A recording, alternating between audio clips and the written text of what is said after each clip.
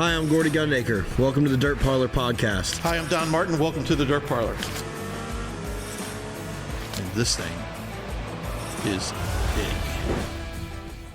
Ladies and gentlemen, welcome to this week's episode of the Dirt Parlor. I'm joined always by my great co-host, Mr. Don Martin. Thank you, Gordy. We want to start off by thanking our great sponsors. We want to thank Steve Martin with Ace Duran and Nutrient Ag, Jeff Hoker with Hoker Trucking, Bo Popejoy with Hot Rod Septic, Reed Millard with Millard Family Chapels, Bodies by Skinny, an official Longhorn dealer, and Checker Custom Screen Printing and Embroidery, and our great friend Maria at FK Rod Ends. We have one of Don's and I's favorite people, on the podcast tonight. So, Timmy, we're gonna bring you in. We got Tim McCreadie, but we're gonna do a little Timmy McCreadie special here, like we just won on Saturday night. Yeah, so we gotta do that.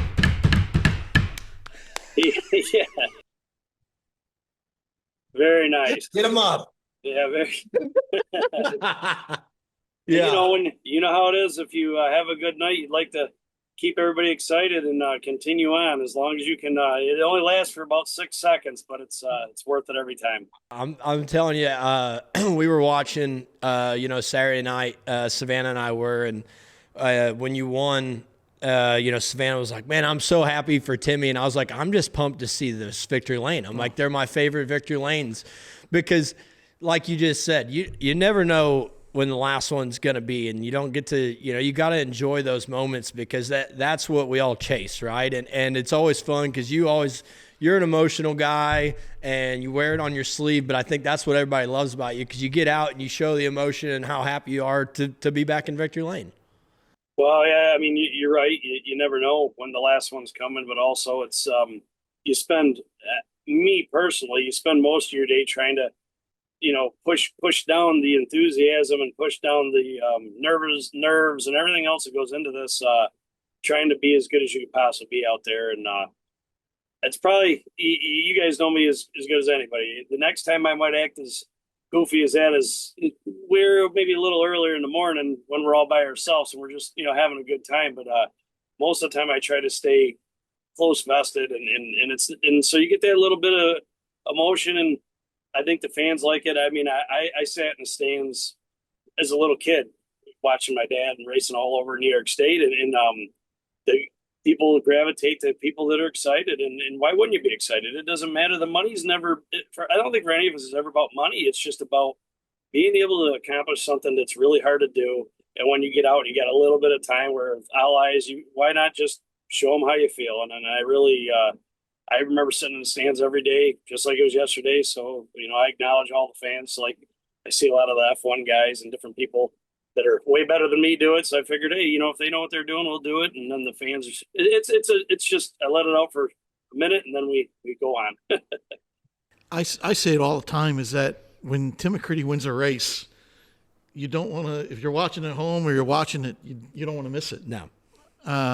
Don't ever change that, Tim. It's so genuine. And it's so genuine, too. That's what everybody even says is like, dude, when Timmy wins, it's so genuine, and. Well, yeah, you're right. I mean, it's not, I don't do a lot of other things in the last 25 years. I mean, I've missed out on, my wife and 2 kids, a lot of things because I chose to do this, and this is what we do to be able to live the way we live. And so, when they're at home and they can't be with me, I just want to let everybody show that, I put a lot into this, and it hasn't always worked out. And the times it does, it makes up for all the bad runs and all maybe the mistakes I make as a setup guy or driver or choices as far as professionally where I've even done things. And I don't know. Yeah, I have a hard time. I've been told a lot. I have a hard time putting a face on whether it's going good or bad. So I guess it's okay when it's good, maybe not so much when it's bad, but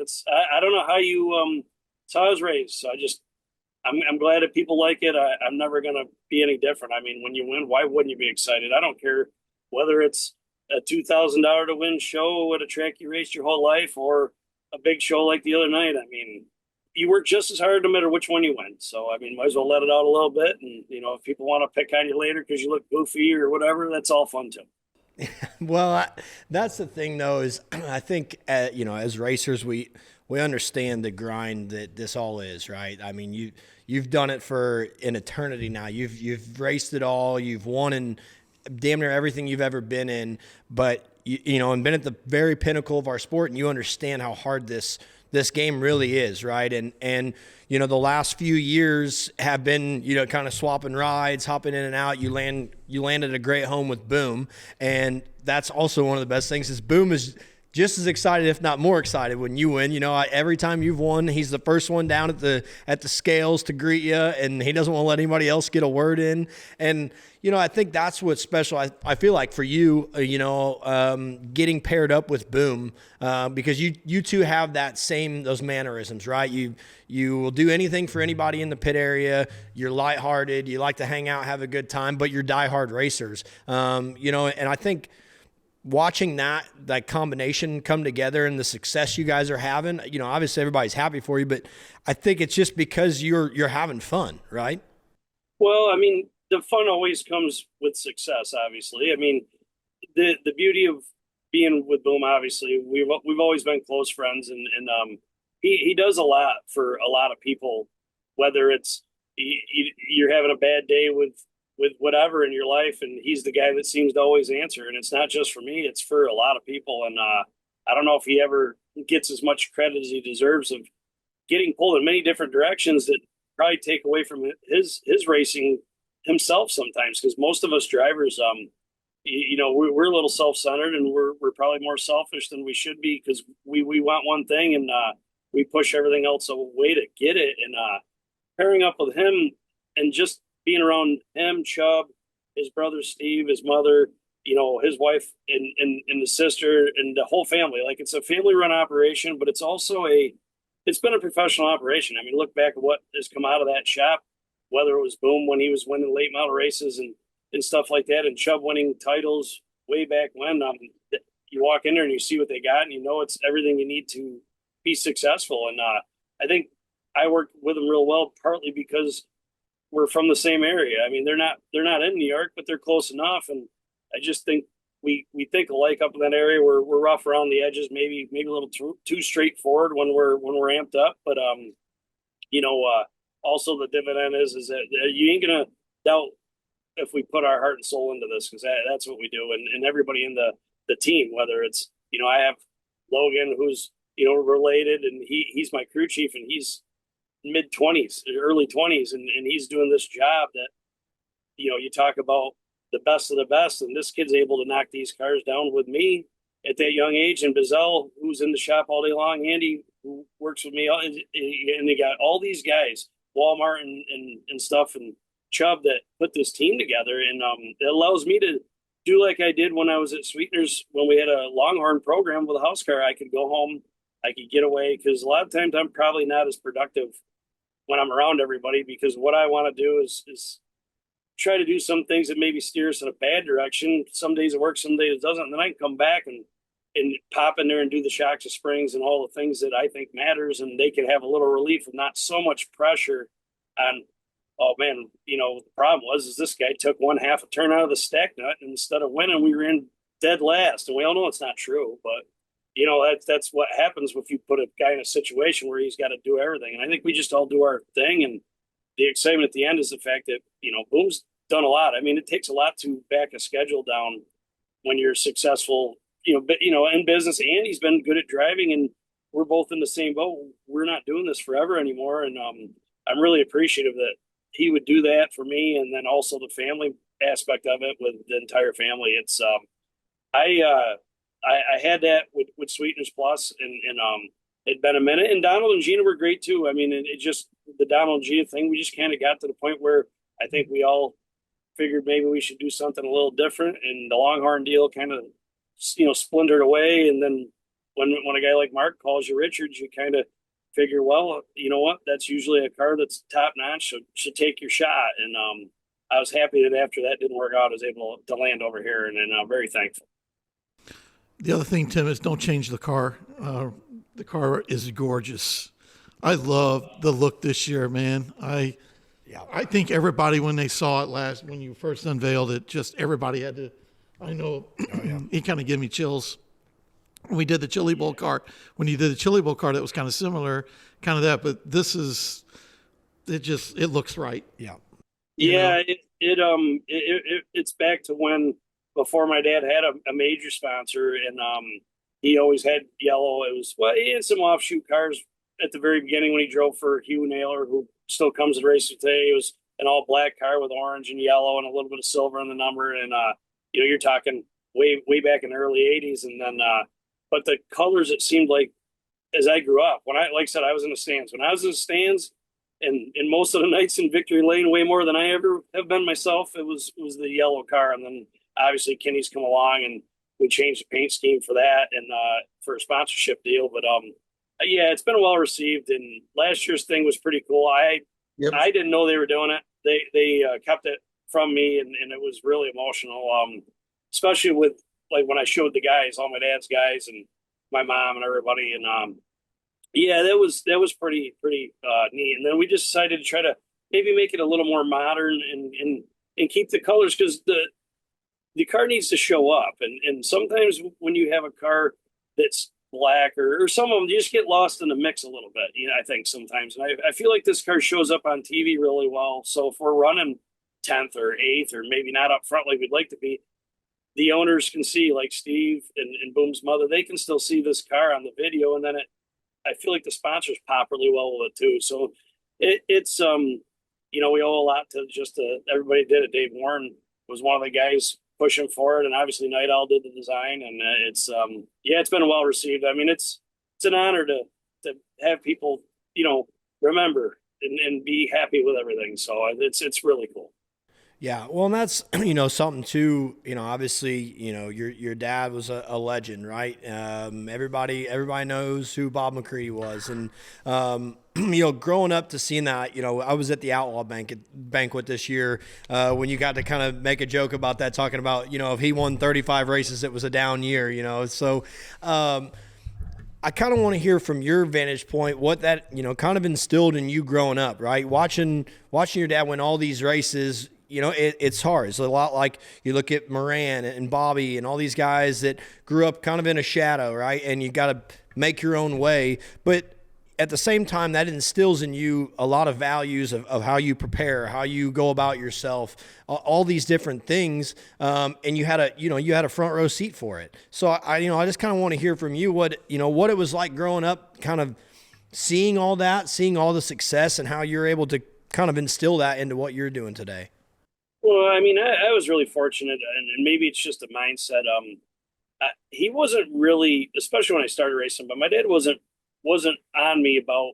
He was on me about going to work at my real job, and also on me about picking up and being clean and things like that, more than it was success in racing when I started. But to go back to when we were younger, when I was younger, obviously I didn't know any better. Like I hung out with all my buddies and played some sports and did some things like everybody does growing up. But as far as Friday night through Sunday, usually it was spent at the racetrack, and he did win a lot. I mean, it's so crazy when you look back, and I think the most wins I've ever had in a season was either 18 or 19 in a big block. And it would be terrible at the house if he only won 18 races in 1 year. And everybody can say, well, it's tough nowadays. Yeah, it is and it isn't. I mean, back when I was a kid, there was 5 or 6 guys that by the time they retired in the big block world had won upwards of 600 plus races in their career. So it's you can't judge eras, but probably the one thing I learned is that you do have to earn it. Like I got handed a lot of stuff, like good cars, and it was easy for me to go talk to Brett Hearn if I wanted to, who was one of the best to do it, or Jack Johnson or Alan Johnson, because of who my dad was. And maybe they didn't realize it, especially like Billy Decker. Like these guys would give me little tips, or I'd ask them setup questions, and they would just be helping me along, basically probably because of how my dad treated them or just the relationship. And that is something that's hard to get if you don't have any connections. So I mean, I'll never say it's a bad thing, and I'll never say it got me there or whatever. It's just life. I was very fortunate.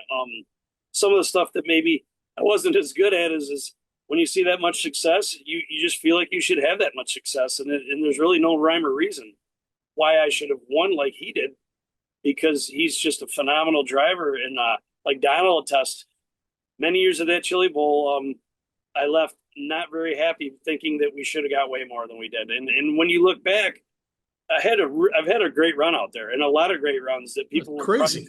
Well, they'd love to change, but we've had them meetings in the hotel room on Saturday night, and everybody's happy, and I'm not as happy as I probably should be, because you just figure, I watched my dad do things like this. I went and did stuff like that earlier.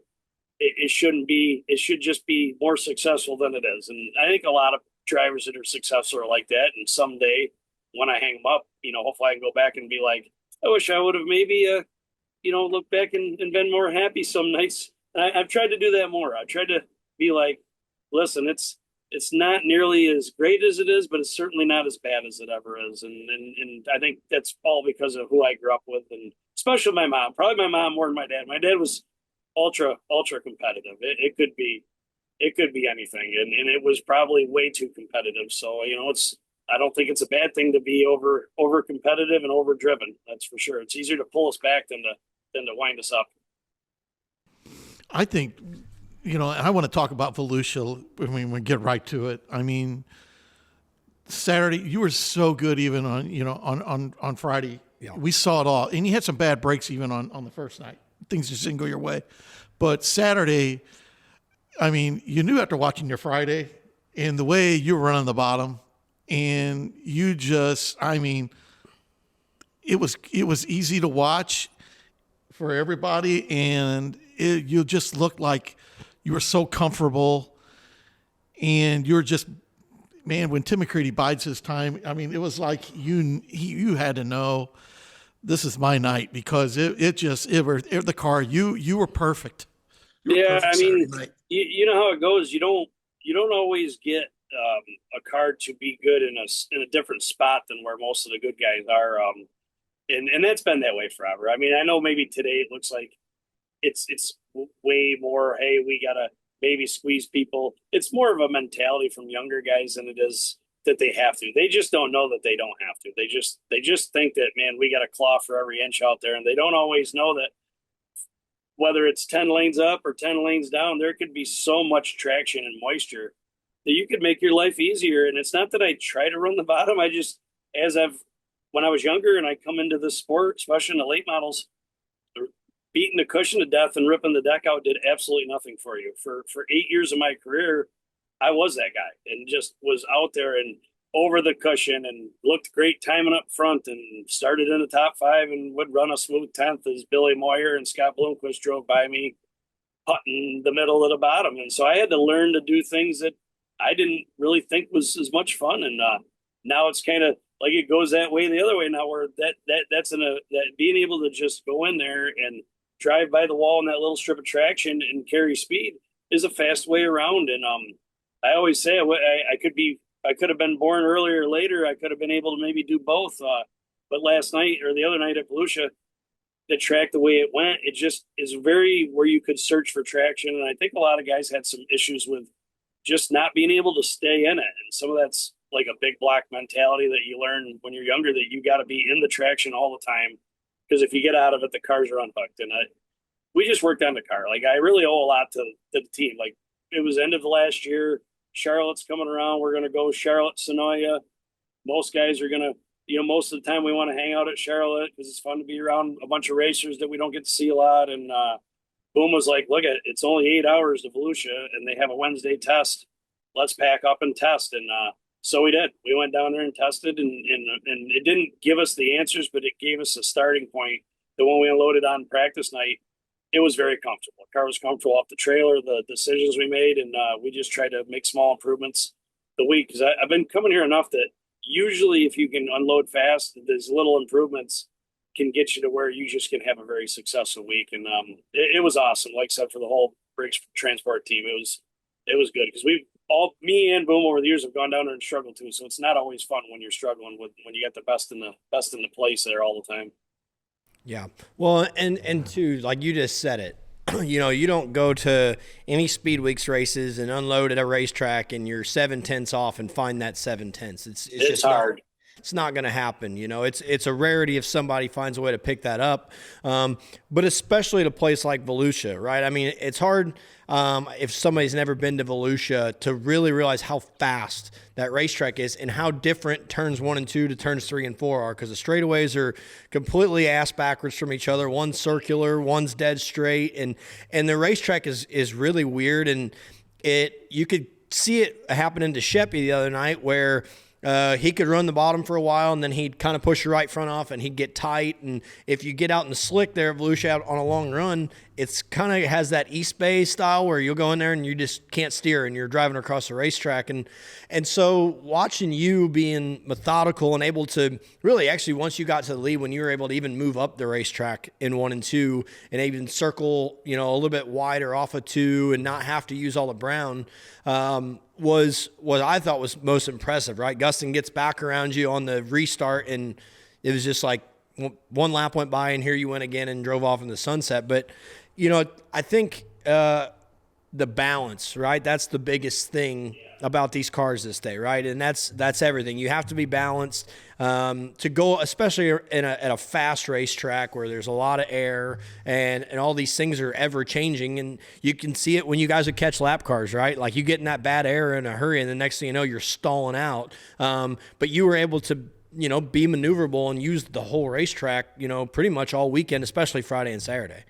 Yeah, and I think a lot of it goes back to that's just kind of when they put this new dirt down, and you don't really know what you get, and it brought it back to probably early 2000s, maybe a little bit further, you know, forward, like, but that's when I first started running late models a lot, and Volusia was a weird place for any division, because it's a weird thing as you go and it slows down, and it could slow down. I mean, we could time in at 15.5s and the track could race at 17.8s, which for me as a driver is exciting because I believe it puts more driver into it. 'Cause it's not just, hey, if the track never slows down only 0.6, probably the speed is going to be the same, and the way you drive a car is going to be the same. I've always enjoyed tracks, which is like the big ones like Eldora, and some of them they slow, and then it's just more than who's got a great engine and who can keep it on the deck. And especially at Volusia, it seems to dry in a weird way where you don't steer in really good, which is the opposite of a lot of places. A lot of places you just get free and you tighten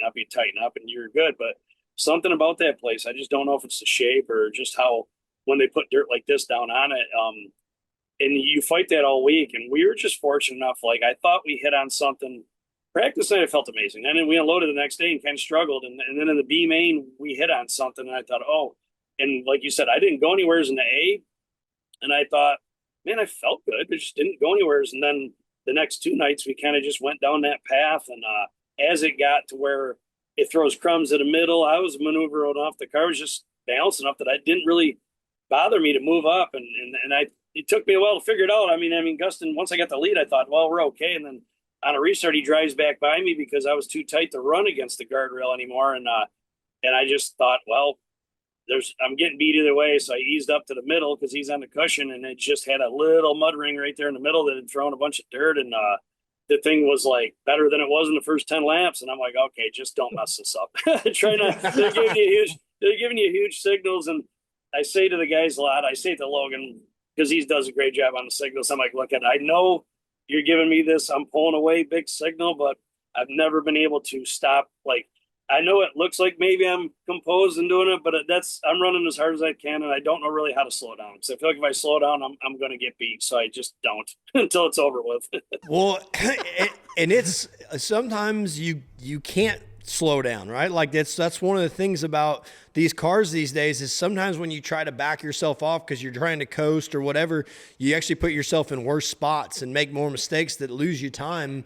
And it's like a timing thing. I don't know how, and I've been that way my whole life. I don't know how you slow down. All I've done is I feel like it looks like I'm going slower because I must have got better at not being dead sideways a lot. So and I feel like I've done the same speed. When I was dead sideways, I was okay some nights, and now that I'm trying to tug on the wheel to the left and make it look like a pavement car a lot, I'm good some nights too. So it's just, I've learned that even though I don't do the work, it's not listen, no matter what anybody wants to believe, it looks cool. There's no way you continue to always have speed if you're always putting your deck in every time you come in the pit area. I know it looks great and I know it shows fast, but if you watch the best of the best that hit the wall, they don't usually replace their deck till victory lane. They keep it on all night long, and other guys don't. They haven't figured that part of it out. You come in with your panels knocked off every night, it's hard to get your car fast because you're too busy running a drill and pulling pop rivets all night long. Dude, yeah,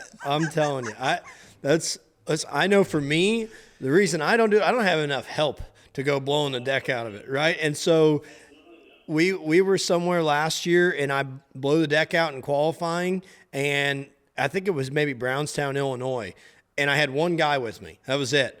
We never even put the car on the lift. All we did was just fix the spoiler just enough, never even worked on the race car, and then barely made it for the heat race, and we were just okay. And I'm like, this is exactly why I do not do this, because if all you're doing, like you said, is just beating on the deck and trying to fix this thing and patch it up, you're not really working on your race car, and you're just kind of wasting the night, and I think that's, growing up, that was never for me. I never envisioned that. Like, that was never like, my old man did it. He was great at doing it, but we had like 9 people at the trailer every night. So it was easy. Like, he could go hit it and no big deal, but I never wanted to think that I could win that way. I watched you, I watched Burkhofer, I watched Scott. That's what Rick Eckert, and I would much rather be doing it that way than replacing right sides and deck panels every night. Well, listen, and there's nothing wrong. Like, I tell you the truth, if I'm out starting a team and I'm hiring somebody, I'm finding the wild guy that's doing it right now. And then I'm hoping, okay, he's a wild horse, and we're gonna put blinders on him and put the good bit in his mouth and try to just get him back this much. And you see it, like the best of the best right now in our division. I mean, that have been in the last 4 or 5 years. They've been able to figure out, okay, when's the time to do it? It's not any, and I think you ask any of them that have done it, they know. I mean, they've learned, like a Thornton's learned and Bobby Pierce has learned that you can't do it on lap.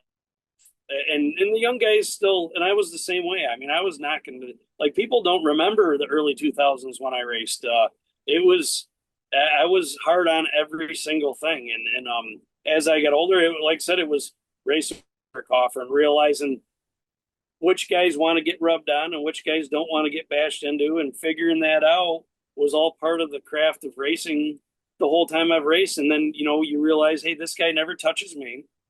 I can slide him. I just got to clear him by 5 car lengths or 2 car lengths. And, now the other guys that, want to break my momentum, want to rough me up, we race them guys the way they race us. And that's kind of what you learn when I came up through. And I think a lot of them do that. Most guys don't really bump into me that much because maybe I'm the crotchety old man now that they just leave me alone, but I don't really get into them either. So, like, I just try to go out and do my best, and it's turned into where I just drive different. I mean, I think I just got more polished than what I used to be.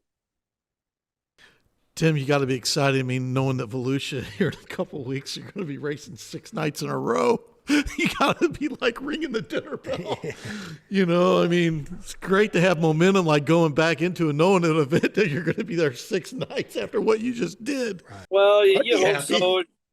Well, the problem is some of the stuff we did, I think people are picking up on it. I mean, whether it's tire choices, whether it's, what we do throughout the night, these guys are too good to not pick up. I mean, you give any major team, the top, say 20 teams that are doing this, a week and a half to regroup and collect their thoughts. They're gonna, and especially when you start off with some smaller shows for money wise, and it's not as, there's no points, there's no nothing. There's going to be guys that are going to take swings, and obviously some of the better guys that Volusia the last bunch of years, like Moran, he wasn't even there, so he comes back out. He's going to be tough, and I've told JD to stay away because he'd be really tough, and I know he hates Volusia. Or I'm not saying he hates it. It's not his cup of tea all the time, and we can keep him away too. It'd be nice. We just got to keep.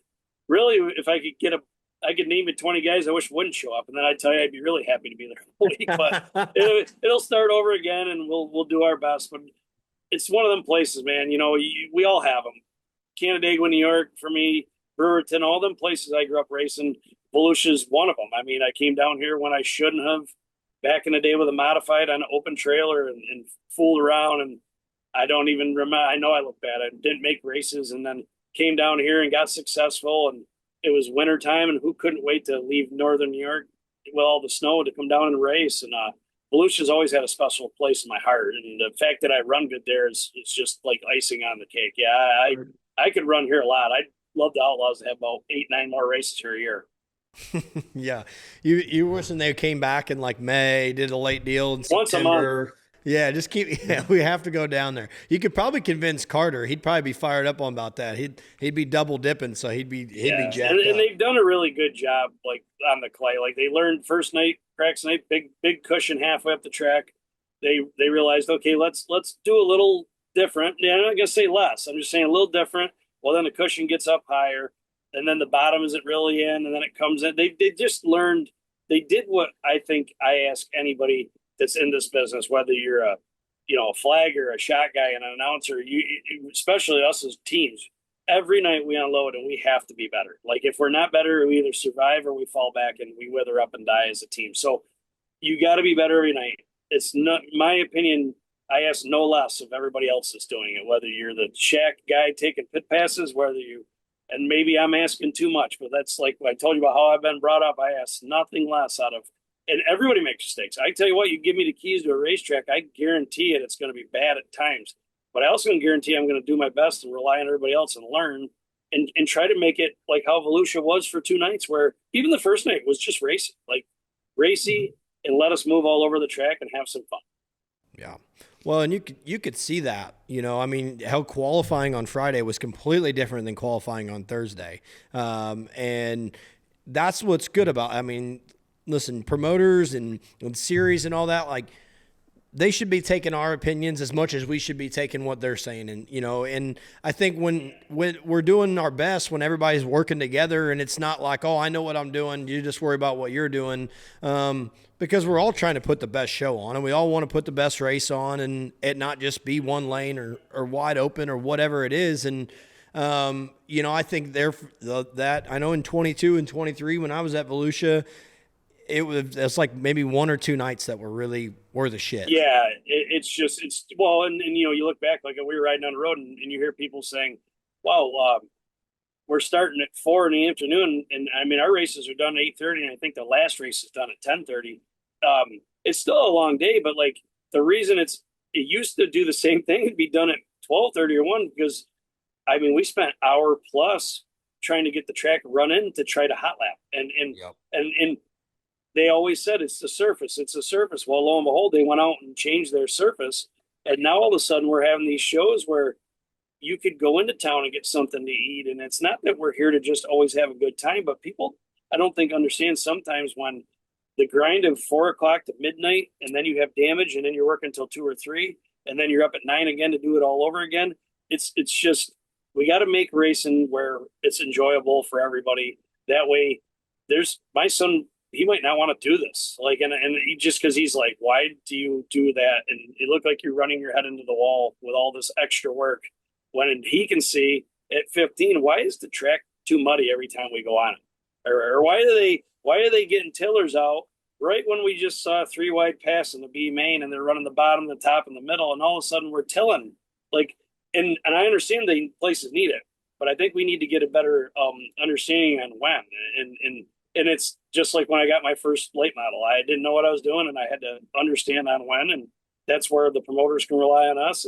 And believe me, they should tell us what we need to do to make their show better too, because I'm sure we don't do half or a quarter of what they would like us to help them. So, and that's how you make it better. That's how we started getting paid more money. And that's how we'll continue to hopefully get paid more money. Yeah. You, switching gears a little bit, you tested last night at a new facility that you haven't been to, and Hendry, and it's been, everybody's been talking about a lot. I've heard they call it the sand pit and a few things. And so how was testing last night? What can you tell us about this joint? I don't know. I mean, it's so weird because like you'd think I would be like, oh yeah, we're going to immediately race all over this thing or not. The weird thing is it's just hit me in the head right now.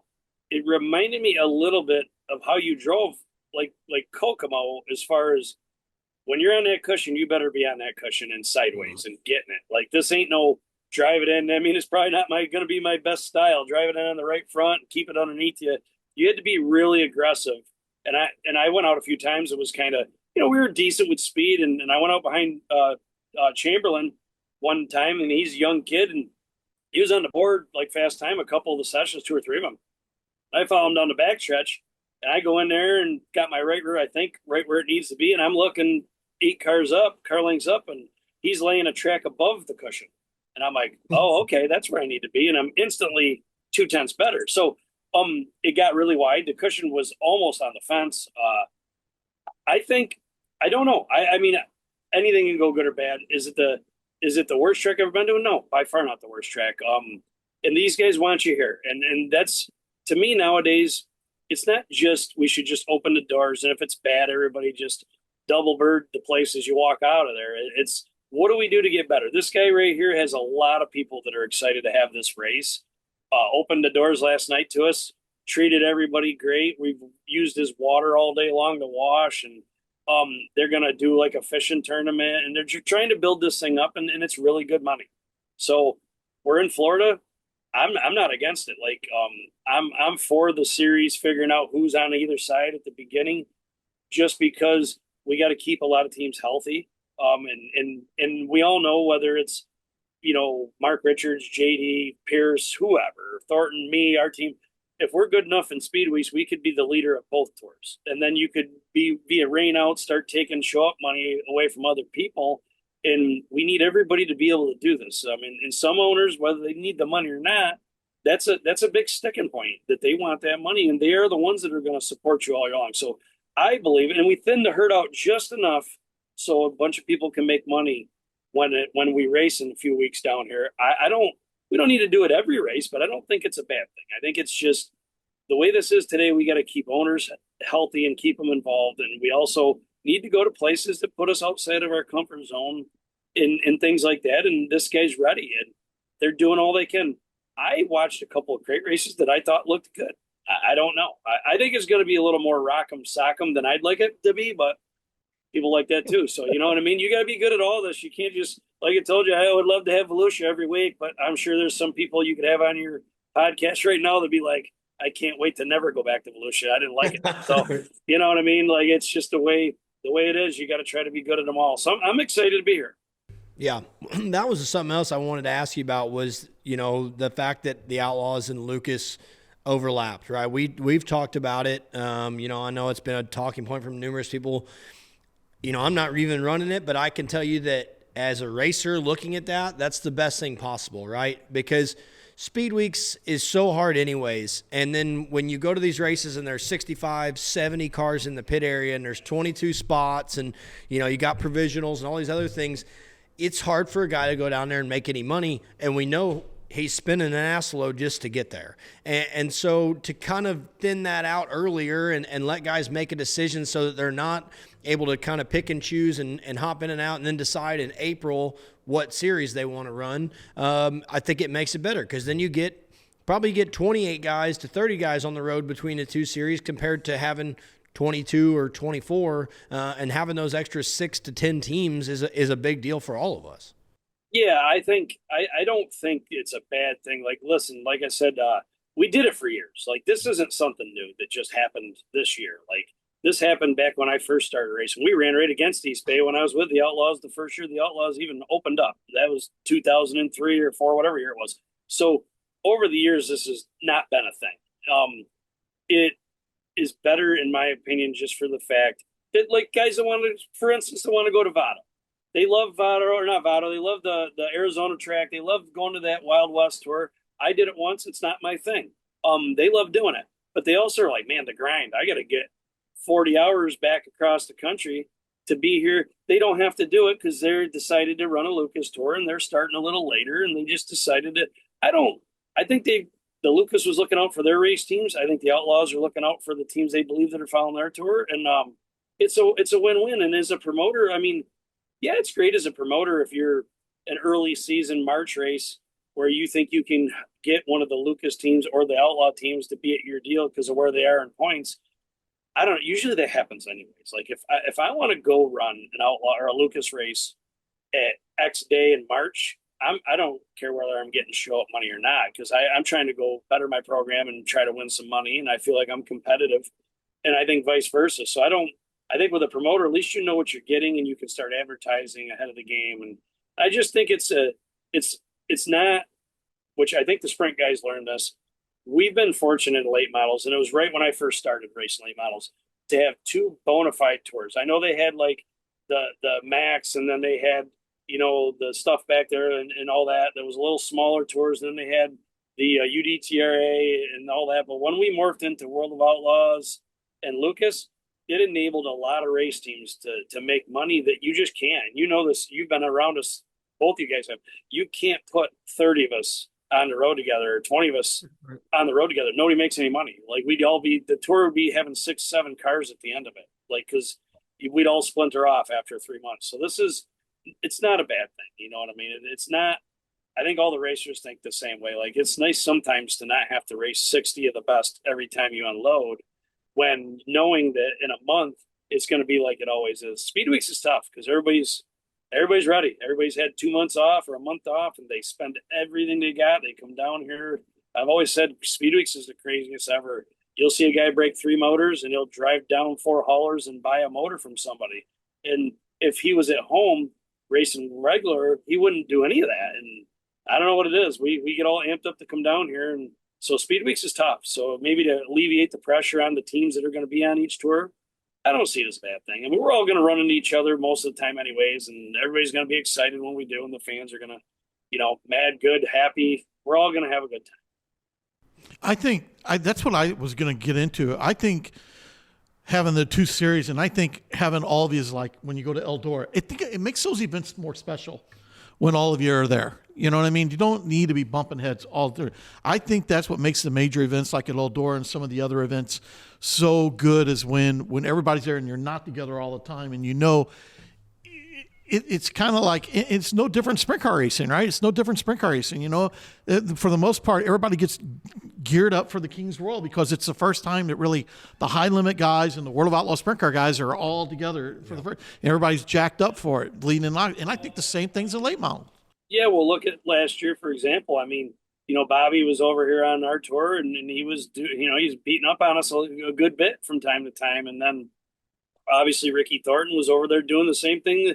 Like, if you slice their years apart and look at them quarter to quarter, month to month, they were both on the same pace. And, you got fans riled up over here saying, Thornton, he can't carry Thornton's helmet, and Thornton, Pierce fans saying they can't carry his, and so we meet at June. We show up at June, and here we are. And then you sprinkle in the fact that guys like me start running a little better, and JVD, all of us. And yeah, and then the money, like a lot of the fans, I don't think understand, is the money's not everywhere. It's the promoters are pushed to the limit. Like, I never in a million years, if you would ask me 10 years ago that we'd be racing for what we're racing nowadays, streaming, no streaming, don't even matter. However you get the money, I would have said there is not even 1 ounce possible that we could be racing for the money we're racing right now. And we're doing it with 2 separate tours and doubling it because, we can't combine 2 tours and say, well, guess what? You guys are racing for $60,000 to win every night and $20,000 to start. We're already stretched thin enough. So to have 2 people be able to, or 2 tours be able to do this, where more teams get paid, that's why I'm still here. Like, I mean, my talent level maybe is not where it should be, like where I want it to be all the time. But I'll tell you this, the money and the fact that I love doing this, and just the splitting of the tours, and like you said, meeting at Eldora, like, there's a time as a driver when you at a big race and you're sitting there and you're starting 6th or 5th, wherever you're at, and you look up in front of you. I was somewhere, I think it was Pittsburgh or one year, somewhere where I was like sitting there and I'm like, oh, look at this. It's Bloomquist is up here and I'm up here, and there's Josh Richards, and it just happened to be like the 6 or 7 guys that were having the best years, and you're getting ready to start a 100 lapper, and you're like, this is going to be, you're a little jacked up and excited right now because you don't get it all the time. Like, because, one guy has a bad night, but every once in a while you get all of us together in the top 10 start for a feature. Whew, they don't get you going, nothing well. Yeah. Well, and that's what I think is, I think they, like Lucas, they have like the Illinois Speed Week, right? Out there in Illinois, you got the couple flow nights, and they lead into the Lucas night. And like, that's one of the, probably it's in May, that a lot of guys roll into, because you're racing 4 or 5 nights in a row. And like, I think it's good for the fans to have a few of those moments throughout the year, because then they get to have their debate when somebody wins 2 of those races and say, well, my driver's better and whatnot. But we all know at the end of the day, we look at what happened right down in Arizona with JD and Turbo, and then you see Huddy and Bobby's deal, and then this happens again. Like, drama and controversy runs our sport, right? That's what fans get riled up about, and they want that. Listen, that's why we love our fans so much, because they're diehards about this. Like, if they really like this driver and you're his rival, they fucking hate you. And that's just the truth. And that's fine, and it's great, because that's what the sport needs. And so when you get those few moments throughout the year where everybody kind of collectively comes together, and you got 70 different race, shirts in the grandstands and all that, like, that's what makes our sport healthy. And I mean, you look at the sellout crowd at Eldora last year, I think was a true testament to how far our sport has really come in the last 10 years. And people argue the streaming shit, and that goes back and forth and whatnot. But at the end of the day, like you said, the amount of money we get to truly race for, and you can pick and choose and go race for that money. You don't just have to run a tour to be able to race. You can just go do it, is truly astronomical. Because, hell, you see some of the years, you look at the year that JD had a couple of years ago. I mean, obviously he won the $1 million, but he still won $2 million or something that year. Like, if you told the guys back in the 80s that somebody this day was going to win $2 million, they'd have been like, yeah, no shot. But, here we are, and we're fortunate. And I think it's good. Obviously, there's so much discussion about it, and we talk about it all the time on here. It's a two-way street, I guess you'd say.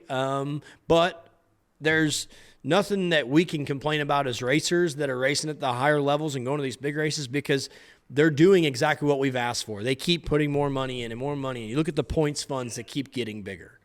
I've always said, like, if you're going to do things, like, there's a few tracks that, like, I used to never really like going to, because I thought, man, a little dangerous and not my cup of tea. And then they started paying 20 grand to win, or paying more to win. And it's like, okay, well, everybody has their point of where they say, yeah, I'll risk it for that, and I'll do it for that. And if streaming allows that to happen, listen, I don't know enough about the stream. Listen, I wish I knew more.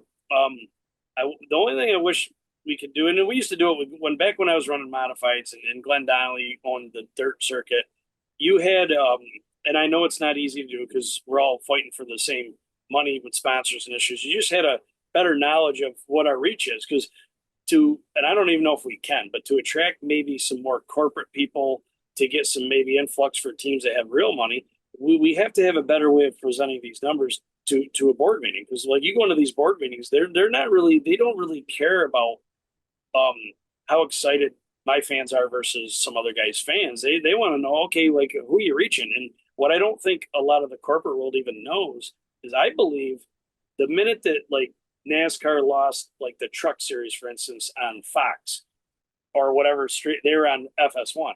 Well, you start running up the dial that, in normal cable, that's 400. Not everybody gets 400 back then. So you start realizing they only reach, 800,000 people all of a sudden, or 600,000 people all of a sudden. And then maybe our numbers are way more comparable 5 years ago to something like that than they were 10 years ago. And some of these truck teams are getting upwards of $1 million in sponsorship. But to get in the board meeting to show anybody this, I have to have more numbers than, and I understand, like, I'm not trying to ask them how much money they make. I'm just trying to say, hey, who can I present the demographics to? And I understand it's not easy, and we need a little more of that, but also we might not be there yet, because that stuff is not easy. Like, I did it when I was younger because I had to. I had a couple of guys that I had a sub shop that was all over New York State, and I had to sit in them things, and they would rather spend 10 grand on the Pee Wee football team that's next to the high school team, because that's where their star is. But you start showing them demographics, and they realize, oh, wait a minute, there's a racetrack 10 miles away that gets 1,500 people on a Saturday night.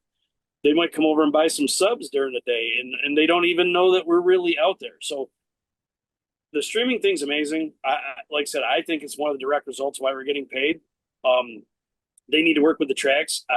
That's unfortunately out of my wheelhouse. I mean, I wish I want everybody to be prosperous because, like, I remember when it wasn't as good as it is now, and it's enabled me to keep doing what I love to do and keep doing it and support a family. And I never could imagine the money.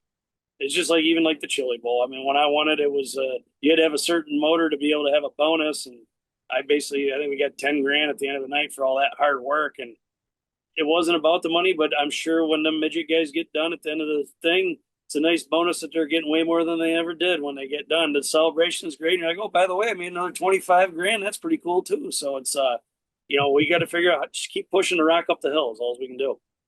One of the funniest things is when we used to go to the Chili Bowl, Timmy would always point the banner out to me. He says, they don't want me to win. They didn't want me to win this race. My name's the smallest on the fucking banner. Every time you would go there, and like everybody else is in bold black, and then they get to me, they like a little outline. Pencil cursive. I think is what I had. My pencil cursive. I told you, I feel like chapped Roddy. his ass the minute he got there. The minute he got there, the first thing he said, look at the banner. Yeah. Well, you know me. You know me. When I'm on edge, I probably deflect deflect of how bad I got it more than I should. That was that Chili Bowl is one of the greatest. Like the 2 years we did it, the first year and the year, I don't even people realize how cool it was to go there and do it. And nobody really knew us. And then to do it with Steve Smith, which Don, he was just barely. I mean, he's from Australia. They knew him, but they didn't. It's not like he rolled in there and like, oh man, we got to worry about this guy. It was just you couldn't wrote a better way of doing something. And then all the other stuff about that's just me being me. I'm sure like when some of these guys, if they ever would race with us, would feel the same way. That I feel like I tell myself, no, I know what Rodney Dangerfield used to feel like with the respect on that stuff, but it's more in my head than in reality. There are so many good times at the Chili Bowl, and still this day, one of the funniest things we ever did. And probably Timmy's probably gonna say, don't do it, but we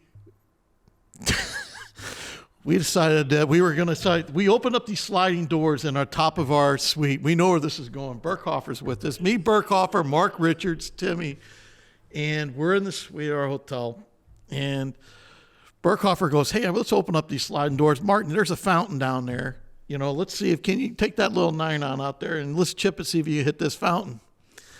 So we started chipping, right? Oh, the next thing you know, where's the driver at? Oh, no, you don't understand.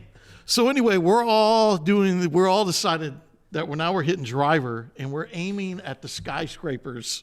Yeah, the downtown Tulsa. Yeah, downtown. Dude, it's unbelievable. It gets better as Timmy. We're trying to figure out how to get the ball because the ledge on these sliding doors up there a little bit, right? So we're all Timmy's very athletic. We're all Burkhoff. We all got pretty good swings and it's a lot of fun. And we're stacking up like the plastic off the 2-liter Pepsi bottles, right? You stack them up, put the ball on top to hit it out. All of a sudden, we decided we're going to let Mark Richards hit one. Oh, fuck. And Mark takes a couple of practice swings, and Timmy's like, we need to run. Yeah. Remember that? Mark, Mark, like he might not be the most athletic, but I figure if he goes in and lifts weights at the weight room, somehow he's trying to break the weights. Like, that's his mentality. Like he's aggressive and intense. He's always been intense, and he's ripping. Well, he tried to, and the thing ricocheted back and almost drilled everybody that was standing behind him. The ball did not clear the ledge. Yeah. So it ricocheted back and it hit Burkhoffer. Burkhoffer's like bleeding, and then we all were watching Jackass, so we decided we want to pile on Burkhoffer. And next thing you know, we're all piling it. It was just some of the times the stories from going out there, just in general, like it is a great event. The fact of disciplines, all the disciplines coming together, and when we first started going out there, Don will tell you, like we stayed within either in the same rooms or at the place together for 15 plus years, and the Elephant Run where. There's Steve Kinzer standing over there and Tony Stewart and all these heavy hitters. And, Taylor Weld from Weld Wheels has got a whole thing for after, and everybody gets to go there. It just truly was an amazing time, and the years when I went out later, the last few years is more of, I've kind of, I probably can't run that hard anymore anyway. So, you spend a little more time, and I'm sure the young guys have their place there. That one where I did say one time, what was that one? I think it's, what is it, Larry's or whatever that they all go to now? Oh, Lenny's. Lenny's, yes. And I went in there one time, and yeah, you were in there, and I went in there one time, and it's either the year before this Larson won or the year, I don't even know when. It might have been the year after. He's in there, and I'm watching all these drivers all of a sudden decide they're singing karaoke, and I'm thinking to myself, this is definitely not anything anybody should be doing.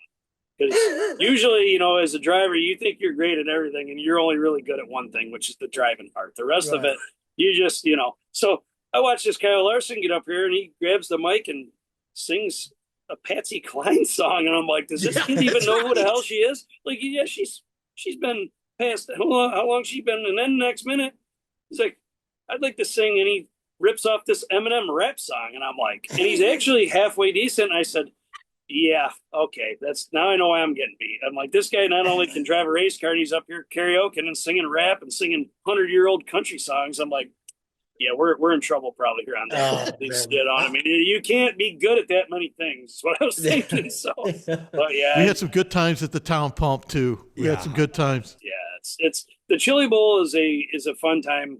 But the pressure's there, and it's ratcheted up. Like, you know, I never went there to. The fun part was the bonus. I went there, like I told you, Don, the first year we went there, and I saw the car. I'm like, are you kidding me here? We need to do some work on this thing. It's the only one that's unloaded on Sunday. Why is it not in a trailer with everybody else's? And because they had too many, but whatever. And they were great people, like great people. And then we worked on it and ran good. And then the next year ran better and got lucky enough to win. And then it was like, how many can we win before this is over with? And I still never got, you know, I got close, but never got to where we could win another. And if I went there tomorrow, I would be just as ornery as I was the first day I walked into place. But it's a good, you know, it's a good deal to get pressured like that once in a while. I still think it's amazing because the first year that you went, I still remember it, they didn't have a practice day. Okay. Yeah. So Tim has not been in the car. He's not even hardly sat in this thing. He's even told me, he's like, Don, you think this thing's going to start? I mean, I've never even been in it. And it's like his preliminary night. And plus, you got to understand, he's got Eckert and Hartman with him. Oh, yeah. Who are just like giving him shit from, you know, I mean, that's what made it, though. I think it also made it easy, too, because having those guys around. But the funniest thing was, so he runs like he gets locked in after the B main. And the first time he's been there, he makes the A main event, and he looks at me, and the minute he made the A main, here come the Campbells out, they put a for sale sign on the car. No. I swear to God, dude, put a for sale sign on the car after he made the A main. Timmy's like, we had to go by, remember they were like, hey, that right rear looks like it's all right. I'm like, it rubbered in the B main. And we went down and got tires because they were like, I think these will be fine. I'm like, we're going to go buy some tires right now. Like, get ready for this race. It was all good. You know, like I've said, I don't always make the perfect choice, and I wouldn't trade anything to what I've done because, you know, I get a lot of satisfaction out of everybody. You know, maybe we're an afterthought, or maybe this, and I get a lot of satisfaction because there's a lot of teams that just need a little direction to have great people. Like the guys I race with now, these guys are all good. Like this program with Briggs Motor, it's literally as good as I could ask for. They got great equipment and they do whatever it takes to run good. And I have yet to hear any, you know, they might say it when I'm not there about me or what I want, but they just are like, you want to put that spring on, do it. And if we suck, we'll figure out what the next exit ramp is to get better. And that's, I mean, I don't know how you ask for anything more. I mean, that's what it is all about. And when we do run good, it is nice to know that we didn't have to go have a $200,000-$300,000 budget and guys that are supposedly the smartest guys there. You need them. Believe me, I rely on them. I'll rely on a Rumbly. I'll rely on the guys that do it. I mean, Matt Langston from Longhorn, we go so far back in our relationship with Justin Labonte. Those guys to this day still help me, and even Mark Richards. I mean, I drove his car 2 years ago. Started with his cars last year. We struggled, made a change. We're parked beside him at Volusia this week and talked about decisions on tires and things like that. And it's just nice. Like I'm in a spot right here today where I never didn't know I would be, but I'm very thankful that I'm here. Well, you know, that was something I noticed the other night too. Obviously, I know you recognized it, but you know, you won Saturday night, and I saw Mark, Danny, Austin, Joel, all come over and congratulate you, before you ever got to victory lane. And I think it goes a lot to say for what, Mark's group and how they carry themselves and how they're professional about what they do. But, I think that goes to show the respect you carry, right? Because, you could have, whenever you guys changed hands and they got Sheppy back in there, you could have raised hell and gone about it a whole different way, but you didn't. You carried yourself like you always do. But I think it says a lot about you as a person and why so many guys respect you, and that's probably why a lot of guys don't ever really run over you. You don't run into shit because you don't race none of us that way, and I think you've always been that way. I appreciate that. I know the deal with Mark and all the guys, we had a lot of fun. Like it was very enjoyable, and I don't know, I don't need to have to ask Mark obviously, but it was enjoyable on my side to be around a guy that has done a lot. And I still like to start, when I run into Bob Pierce and he can tell me something about what he did to be better with a front end, whether it was in 1988 or that's what I grew up on. I feel like I grew up in one of the better eras of racing where you could watch Thursday Night Thunder on ESPN with whether sprint cars, midgets, whatever it was, and then you could watch whatever, and then you get the Area Auto, you get the Gator Racing News, and you get all these papers that come in, and you read about all this different stuff. Well, Mark would start telling stories about Gary Ballou when he knew him and he went and helped him with the modified, and then he would tell me, and his stories I'd heard, but sometimes when you're the oldest guy with the team, which is what I have been a little bit, I'm the guy telling them, and I don't know. You just don't know if anybody knows it or remembers it, and it's nice. I had fun listening to him. I thought we were really close. But also, I'll tell you this: I'll never tell anybody that I'm the greatest ever. The results matter, and we just couldn't get over the hump. We had so many bright spots and couldn't get over the hump. And I know that everybody on that team, we weren't trying to do this as a stopgap to put Brandon Shepherd back in. It was never that. Hopefully a few years, I get to do what I want to do. And he also helped me put me where I am today. And even when we split up from Paler with Donald and Gina, it wasn't easy. We had a hard conversation on the way home about what Mark wanted to do because he called me, and then Donald thought about it. And I mean, I guess what you're saying about how people are happy for me or nice to me, I really try to treat people how I want to be treated. That's it. I have done wrong things, and I've been the wrong, guy flipping out over nothing. And then I had to go apologize because I acted like a complete imbecile, so as I've gotten older, I'm happy that I still text Gina and Donald all the time. When their grandson was racing out at Tulsa, they were telling me when he was racing so I could watch. And Mark, like I said, I think it wasn't easy when we switched cars on Mark because he's passionate. I mean, and it took a little bit, but he knows how our relationship was. If it wasn't for him when I started, I wouldn't be successful in late models. I ran rockets for probably the majority of my career or not. When I left, and I had to call Justin Labonte and I had to call Steve Hartman, I called all these people, and everyone was like, we understand what you're doing. And then when it didn't work out, they welcomed me back. And I just, it's not easy to push down what you really want to say to people some days, but in the long run, it just doesn't do you good to ever try to alienate guys like Mark Richards or Steve Hartman or any of them. I mean, it's just, and maybe 20 years ago, I couldn't have said that. And like I said, I'm sure there's somebody that I'm not Mr. Nice Guy all the time. There's probably people that don't like me, but I tried to do my best and hold my head high. And I like the fact if I walk through the pit area, I can pretty much say hi to almost everybody and they say hello and we move on. That's all you can try to do. I mean, I'm really happy about how, like you said, that it was crazy that they say congratulations, but it's nice that they do. They respect game respects game. Yeah. We had Mark on the show, and when Gordy and I had Mark on the show, and he pretty much said, the business that he's in, of selling cars, that you never know when somebody's going to leave. You come back, that door's always pretty much open. It's got to be. Sometimes, your feelings are hurt when somebody leaves and come back, but Mark's a pioneer. I mean, he's the reason we have a lot of things in place today. And the one thing about Mark is, even when his cars are a little off, one thing, don't ever put the word quit in Mark Richards' vocabulary. Yeah, I mean, that's what I love about Mark. I think everybody that's successful,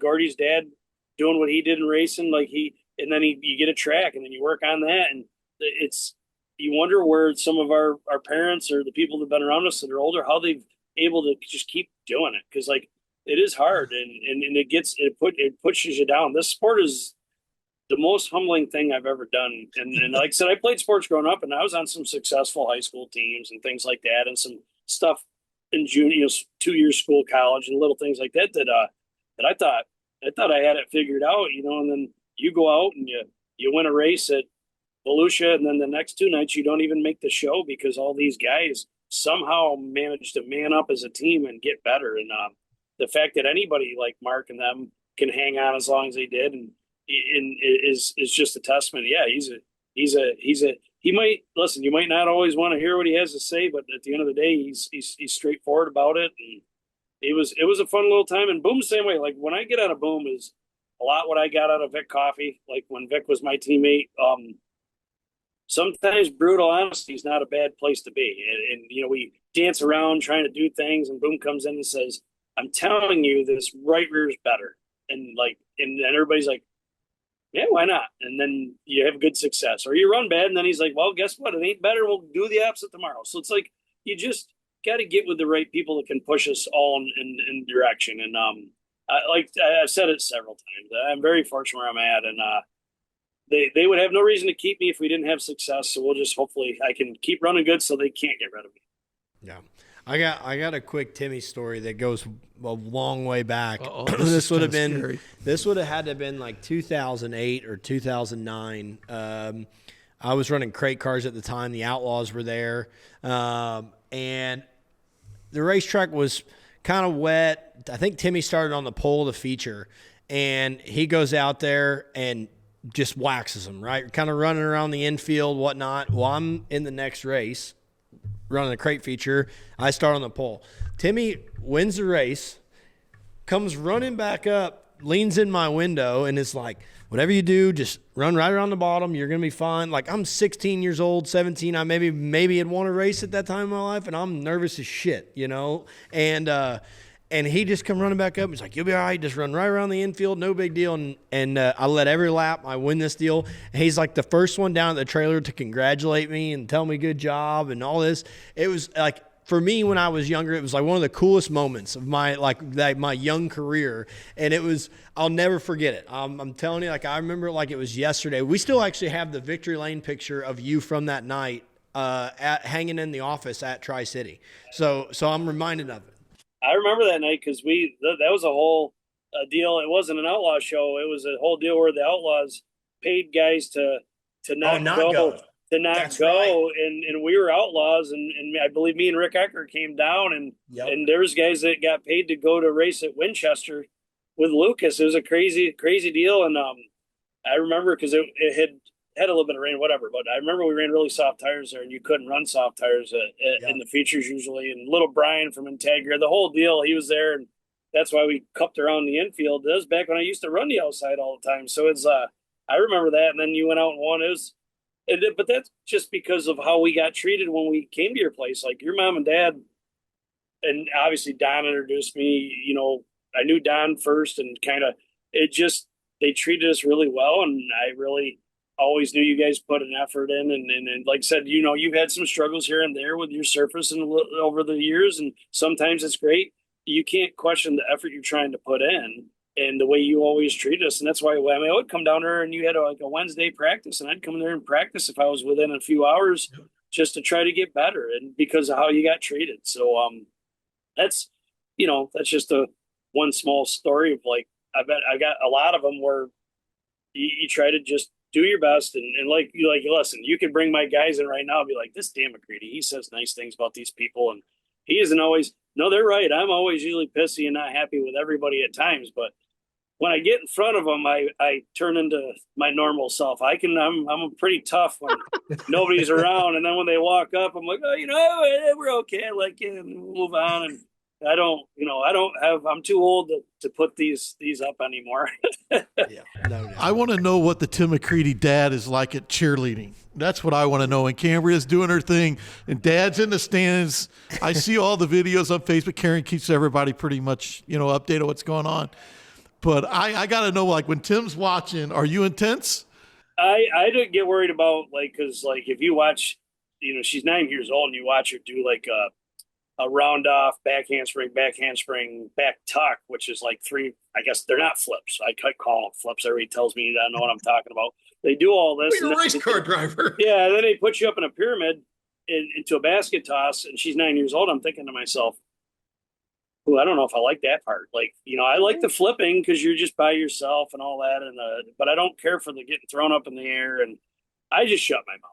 I've learned a long time ago. I see too many high school parents. When I was a kid growing up and playing hockey, is from 6 till I was 18. Too many parents get way too invested. You can be invested and not be a complete lunatic out there, screaming at coaches and trying to fight after the game. And then when your kid turns 12, he's like, I don't want to play no more. And he might be the best kid on the team. I've always felt like, at home you can talk about stuff like that with your kids, but try to show a little bit of respect, because coaches, most of them don't even get paid to do youth anything. So they're out there giving their time. And I coached Little League baseball. Like I told you, Don, this forever. I coached Little League baseball for 6 years right when I first started racing. When I was 22, 23, coached it all the way up for 6-7 years as I was racing locally. And we squelched parent problems immediately, because I just didn't think it needed to ever happen. You coaching 9-year-old kids to 12-year-old kids in Little League, you got to tell them where to be every pitch. 9 kids on the field, you got to yell at them all, because they're out there kicking dandelions in left field most of the time and not even paying attention to what's going on. And I realized when I did stuff like that, I'm going to just shut up, because I really don't know nothing about cheerleading. Man, I'm telling you, when I got done playing college ball, I umpired on the weekends. Oh God, I feel for you. And so, we would go and I would have the 6-year-olds early in the morning, and, it was hardly anything. And then it was the 9-year-olds, and you get a group of 12-year-olds later in the day. And it was exactly that. I'd have to deal with coaches who were damn near ready to throw baseball bats at each other across the field because Timmy over here left early finally I got to the point I was I do not want to do this. I wanted to because I thought it'd be fun to watch these kids grow and teach them the game and whatnot. And I'm these parents are by far the worst pot. And Trevor, when he was 11, I coached him for a fall. They played a summer team. They didn't have a fall team. And so I got all his buddies together and we played a fall league. And I never had any more fun than I've had those 9 fall games that we played. And we kicked the living shit out of every team we played. I will say that. That's fun, yeah. We were stacked and we were good and it was fun. But all the parents came, and I think, they knew I played ball, and so they just kind of let me do my own thing, and they were just there drinking and hanging out. It wasn't real serious and whatnot. I talk with Robbie Allen all the time because his daughter played really high level volleyball, and then his son plays hockey. Robbie Allen, Hoghead obviously plays hockey all the time, and he would, because he never knew nothing about hockey, and his kid decides he wants to play hockey, and he's telling me, I used to go on them trips. You go up to Ottawa, Canada, and go all over the East Coast, and it's a weekend trip with the parents. And he's like, man, some of these parents, and I'm like, yeah, they just got such a competitive fire. And listen, they can't help it. I mean, you should want that for your kid. It's just, I don't think sometimes when they decide to let loose, they realize that if you could just pull it back for a second and take a breath and see this coach 2 hours after the game, probably a lot more could get accomplished, you know what I mean, than what's getting accomplished. Because I remember, I had some hockey coaches growing up that when things weren't going right and you weren't doing what you're supposed to, they'd just get out the magic marker and write your name on the bench, and you'd plan it there until you would hope he might call your number again to go back out. So it's the coaches nowadays can't even do some of the stuff they did when I was coming up through. You might get arrested nowadays for something like that. So it's youth sports always amazes me. I want to jump in. Listen, I would love to coach this cheerleading team, even though I have no clue what I'm doing. But I've learned let the people that know better than me, because it would go horribly wrong. Yeah. Well, it's cool. Obviously, you and I have talked a lot about it. Before Savannah and I had Eloise, you were kind of one of the guys that I leaned on, for advice, and you were always great about it. And I think from afar seeing it, I can remember when we were out at Stonewolf one time and we were at the house and you were on Xbox, with your boy, because it's like 5 in the afternoon. He's like, oh, he's on there playing Xbox. I'm gonna get on here and play with him, and I thought that was so cool. But it's cool because you're able to separate that, right? Like listen, you've raced a long time, but there's priorities, and I think you do a great job of taking care of those priorities, and I think that's why, like I said, that's the other night, I was texting you after my daughter was born, because you understand it and how hard it is to balance all of it.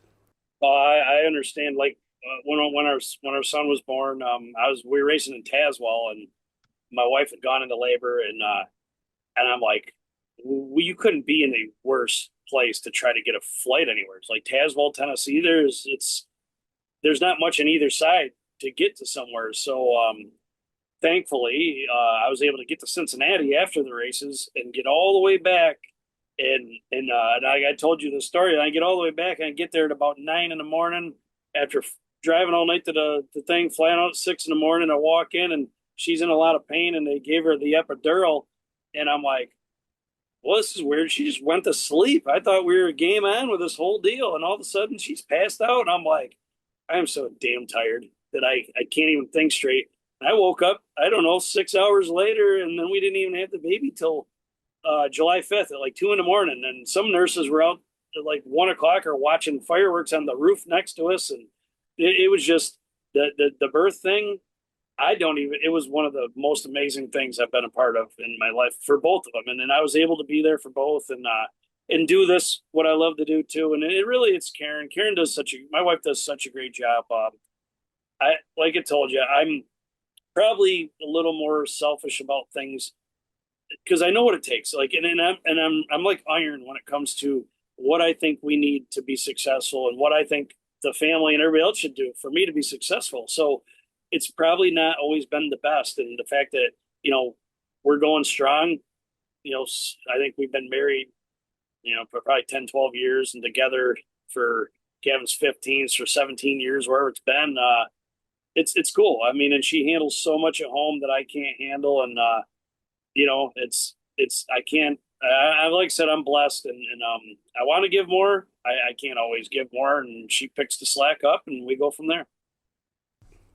Tim, the one thing I always want to say that sometimes it bothers me about you when you'll go, I'm not as talented. Let me tell you something. You're the fucking most talented fucking driver probably out there. You're as good as anybody. And I know sometimes we hear you say it, and I know, Gordy, you hear it too. And Tim always looks like the glass is kind of, it's empty, not half, it's never full. It's empty. And sometimes I think he uses it for motivation. Sometimes it could be. I mean, it could be, but the one thing about it though, because you talk to anybody in the pit area, and they'll always tell you that anytime that you win, it's no surprise. Right. And you are one of the most talented racers that we have ever seen in dirt racing. Period. Well, I mean, you know how it is. Like it's when you race like we race. It's just. And I've had great years. Like I've had great years, and just probably just the way I do things. I just never had the 30+ win year, But if you knock down 3, 5, 50,000s, I guess it doesn't really matter as much, right? So it depends on what your focus is. I've always loved driving different cars, and I don't know. Like maybe it does make me a little bit more. Better when I think that they're all against me. It might work for everybody. I just know that I always want to be as good as I can be. And yeah, some days, I mean, you catch me the wrong day and we'd start talking about, I'm very happy that I was able to get in a bunch of cars and run good because that was fun for me. Like if there was an owner that called me right now and said, look we'll put a little prep in, you're going to race at this Daytona 24 next year. I went over and watched. I'd do it in a heartbeat. I'd be in 100%. And I'd be really mad if I was unsuccessful and holding everybody back. And you'd say to me, you've never even shifted. When's the last time you shifted a car in a road course? I'd say never. But I also didn't know how to put the damn midget in friggin' high gear when I started that either. Those things are things you can learn. Wanting to be good. I crave, I watched the midget at Chili Bowl this year thinking the whole time, maybe I should try to build a car like I've always wanted to build and do something a little different and test it. And it'll be my ideas with people that are good at this and show up and see if I can overcome the fact that maybe I'm not 22 or 23 and don't do some of those things. Maybe I can make a better mousetrap, show up. And then sometimes I watch some of the racing and I think, oh man, if this guy flips me over, just like I seen some of these guys flipped over and I'm sitting here flipped over and the kid's 18 years old. And I just don't know if I'm ready to tackle that part of it anymore. You know what I mean? Because it's just because sometimes, as an older guy who does this, you can ask any of us. We don't just show up with a helmet a lot. We put a lot of effort into other things other than just getting in that thing and being able to mention every sponsor and being able to be polished in an interview. We get out here and we're changing gears and our hands are cut up and then and I'm not complaining about the way it is. Believe me, I wish I did it that way because these kids are so good because they don't have to worry about those things that, where we're going to get fuel at or where's everybody staying tonight. They get in and they do all they can do to learn to drive. And that's why they're good at it. I just wish that sometimes somebody wouldn't just feed me a right rear and put me up in the grandstands when, for 18th. I don't mind it for the win. For 18th, maybe not so much, So, and some right now we got a lot of guys that think you better get all you can get under the yellow. Maybe sometimes it feels like so. It's a different world, but I'm trying to adapt as much as I can. But yeah, I love racing different cars and to be able to do good in it. The uneasy feeling of trying it and it's really pushes. I really like feeling uncomfortable and nervous and I bitch about it, but I wouldn't do it. I enjoy it. That's why I keep doing it. Yeah. Timmy and a lot of people don't know this, but Timmy had a really good relationship with Brian Clauson. They only saw each other a few times, but they had a great relationship. The one time, and Tim, you remember this, we were at Brownstown for a Lucas, or I think it was a Lucas race. And Brian, remember, showed up. I was there, and Brian showed up at the race. And I always remember I was right there, and Timmy goes, "What the hell are you doing here?" And I always remember when Brian Clauson said, he goes, "I come to watch the guy that can drive anything." Yeah, I remember that? Yeah. Because, and Timmy, of course, get the hell out of here, walk away, typical. But I always remember that. I had more chances to drive everything, too. So it's opportunity matters, right? Brian was awesome. He would come to Volusia, yep. and if I could sneak away, it's such a, listen, he lived a great life and had a great career. It's a shame that what happened because he was a phoenix, man. I remember racing Busch cars and yep. running into him. He's running for Chip Ganassi and I was running for Childress and we're in an ARCA race at Daytona and at the driver's meeting, it's so different compared to what I'd ever done and everybody's really quiet and, everybody's nervous because we're all trying to make it. Because we all know, here's the deal. You get any second contract, you're talking 7 digits and you're talking, I can retire at some point in my life and not have to worry about, do I have to keep racing until I'm 80 or anything like that? So it's, you're there, you're doing it. And he comes over after and he's like, "I didn't know you were racing today." And I'm like, "Yeah," and then he's like, "Look get behind me or I'll get behind you." And we worked our way to the front 2 or 3 times. And it was just, we had no reason to do that, but he was a dirt racer like me. And he was such a good kid. And he was so good at doing what he did. He's the first guy that I really remember. And Don will know, I ran for Andy Bondio several years. And first year we ran really good. I think we ran third in the preliminary night and he won. We started running on Friday night because I used to tell Don, what? Friday night is when the lights. Here it is. This is awesome. Why do you like to run Friday nights? Here it comes. Said Friday nights is when the lights come out and the places, everybody's there. And they're like, "Well, I don't know if it's this tough." I said, "I don't care. This is big boy nights Friday night." I used to say, just joking around. So we run Friday. And of course, Clauson wins. made the show. Well, the next year I went out to California and I think 5 times and tested and flew my dad out, and we worked with Andy, and we really had this car. Like the first show we got in the show, it was like, wow, that's great. Because Andy had struggled and I'd struggled a couple of years. But we turned around and showed up with this car, and I am telling you, we were good. And this damn Clauson is out there leading this race, and he's in the infield, and I'm out there in the cushion, which I know sounds crazy, but that's what's going on. Like, he's on the bottom, and I'm on the cushion. And I get almost to his bumper, and this kid hangs a right, goes to the cushion, wins by like whatever straight away because he's good anyways. And I run second. And he comes in there and he says, "Man, I'm glad that TV's down there because I saw the board and you're running second." I'm like, "Yep, he's in the infield the whole time." And I said, "The 1 year I'm on the cushion, and this kid, there's a damn TV screen down in turn 1 that he can see where the hell I'm at." I'm like, "What TV screen are you even talking about?" Because I don't even dare look past my steering wheel half the time. And yeah, he was one of the, like, we'd be talking, if in my opinion, about Kyle Larson saying he followed in the footsteps of Brian Clauson, because that's how great Brian Clauson was. Like, I mean, and Kyle's as good as he is and all that, but like, you know, we lost something special, you know what I mean? But it's cool. His name's carried on, and you see it everywhere. It's cool that we carried on, because he was a winner. He was a winner, and he was as good a kid as you could ask for. Yeah.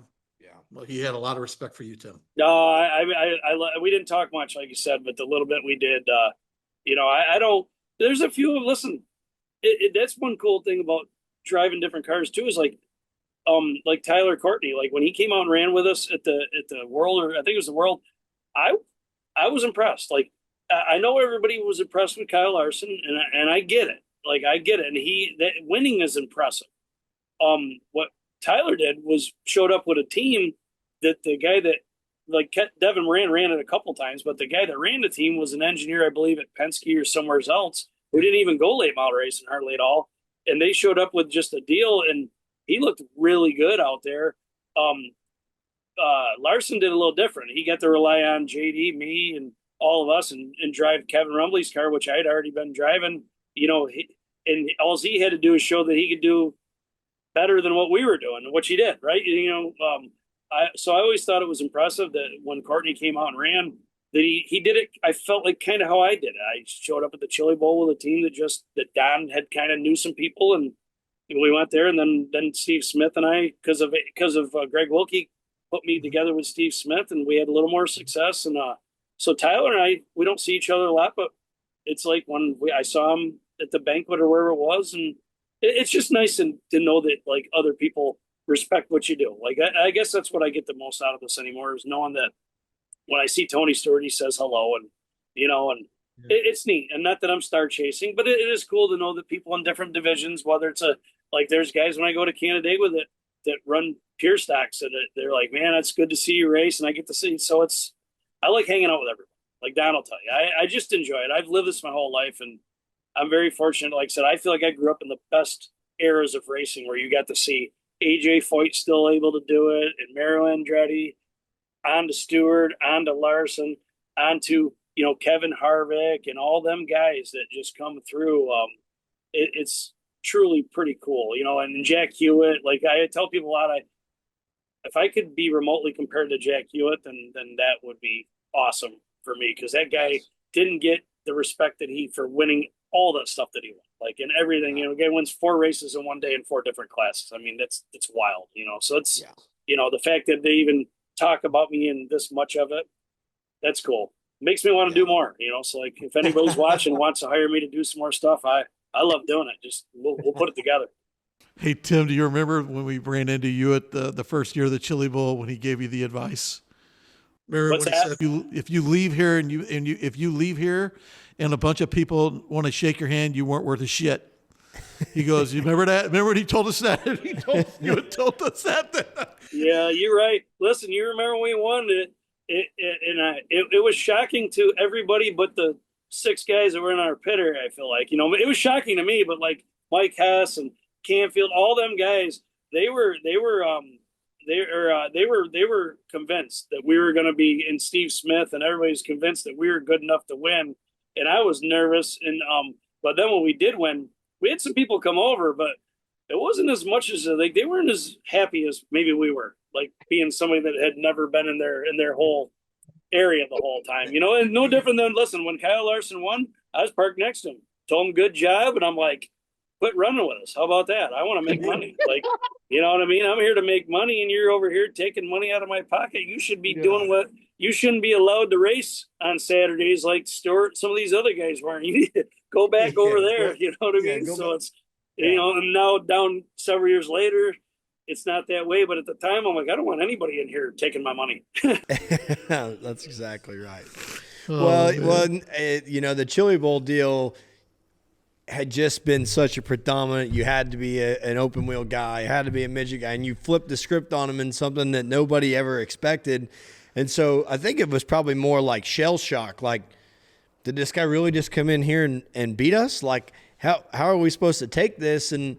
But truly, you opened the door for a lot of guys to see that you could cross into something else and be successful at it. Obviously you had the guys like Tony and them that had done all these different, forms of motorsports at the highest, but like nobody was doing that when you did that, right? Nobody crossed into the Chili Bowl and did that. There like Don will tell you, there's a few, like if you like the beauty of like what Flo did that was, I thought really, maybe for me, because I can be at home during the winter more, and I'm obviously the guys at the shop, I don't have to be at the work every day, so I get to sit around a lot and watch TV, whatever, and the Chili Bowl rerunning every Chili Bowl race for a guy like me, it was neat to see, like to watch and see, the years when they didn't have maybe the full crowd and who was actually there. They were always drawing sprint car guys, like, wing sprint car guys that were really good. And as it progressed, I remember when Don and I talked, like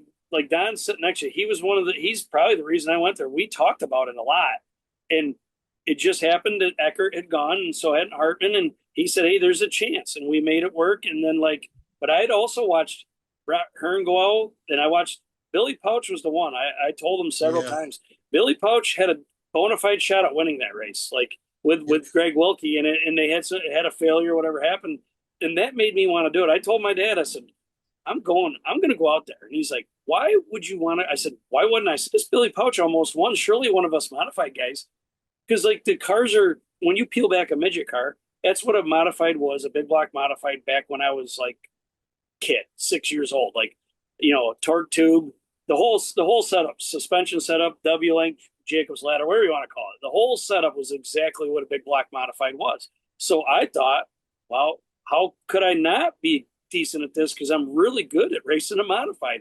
They put me with the late model community because that's what I was kind of doing, but the thing drove like a big block, and that's why I thought I was really good. I felt like it was just like getting back in running at Canandaigua on Saturday night. And we just had to get with people that wanted to tune it the way that would make me, and it was a little different than what midget guys wanted.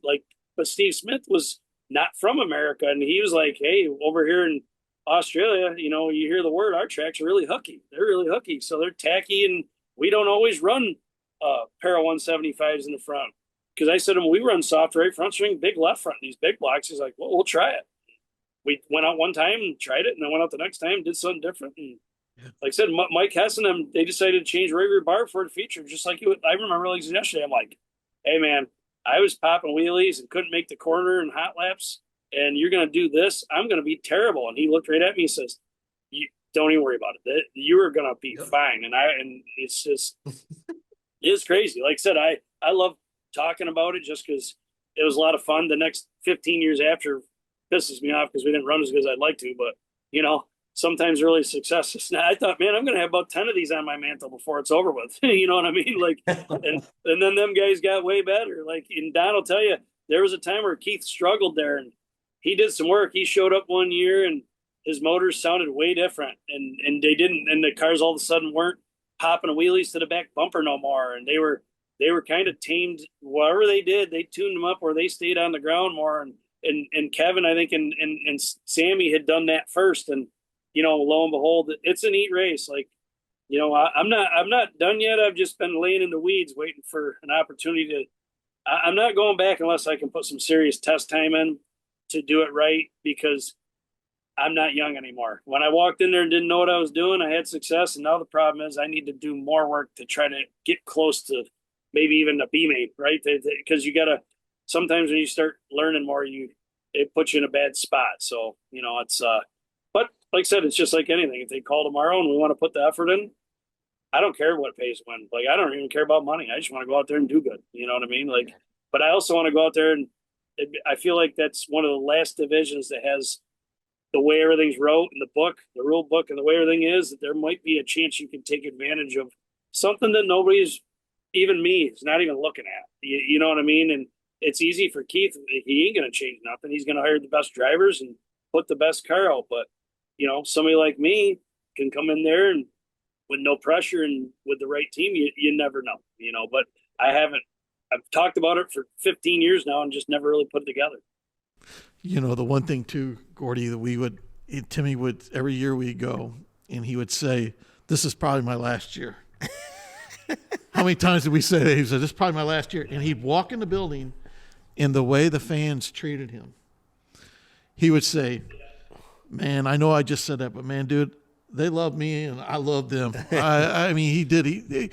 They fell in love with it. He was just a fan. He was always a fan favorite. Well, Don, it's a tough place. Like, it was hard for me. Like, and when I got hurt out there, I don't feel like I've been the same guy in anything. Like, and not in a bad way. I mean, I think I've gotten a lot better on some of my things that I do. But when I got hurt there, I was very fortunate to not be hurt worse than it was. Like, it was a burst fracture of a bone that's way up, like a T3 is way up, and I'm still upright. I'm still walking around, and but I also had to take, I think it was 7 months off. Basically, it wasn't like a compound fracture or something that, if you gut it out in 6 weeks, the pain's no big deal. You go at it.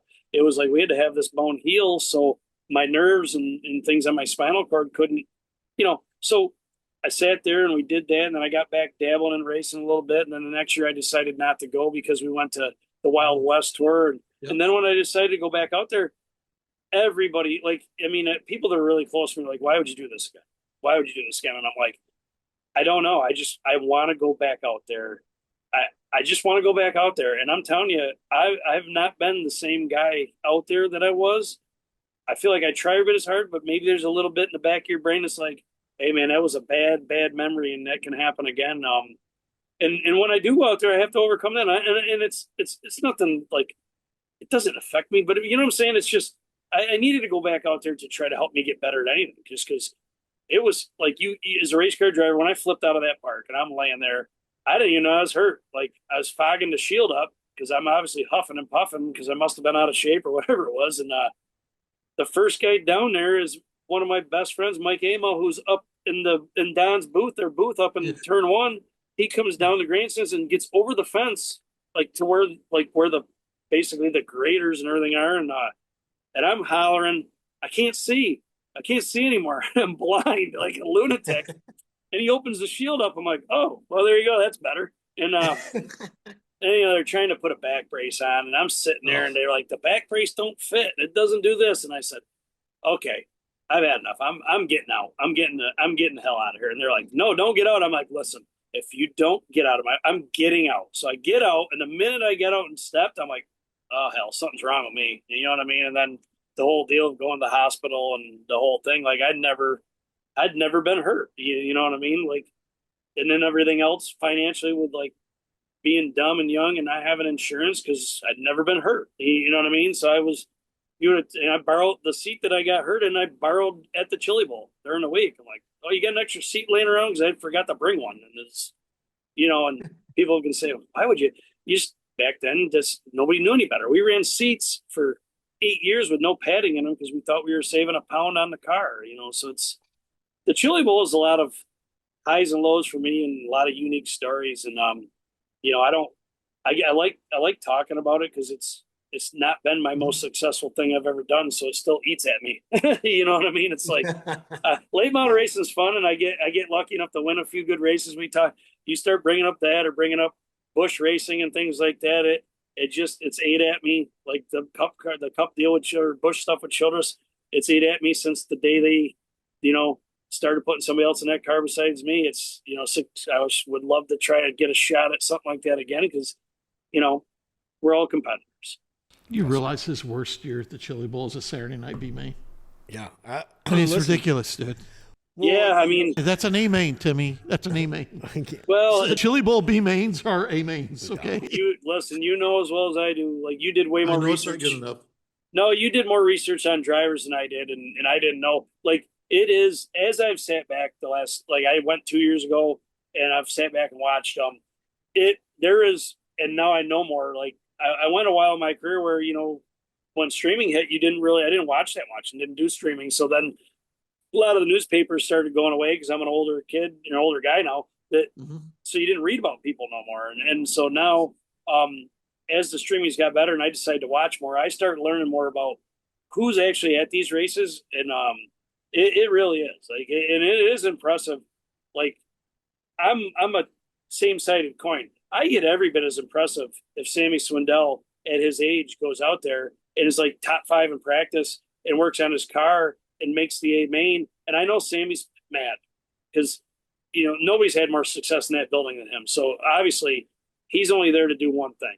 And I appreciate the fact that he still acts like that at this day and age, because I feel like some of the interviews I heard this year out of him, impressive. That's a guy that wants it as bad today at his age as he wanted back when he was probably 18.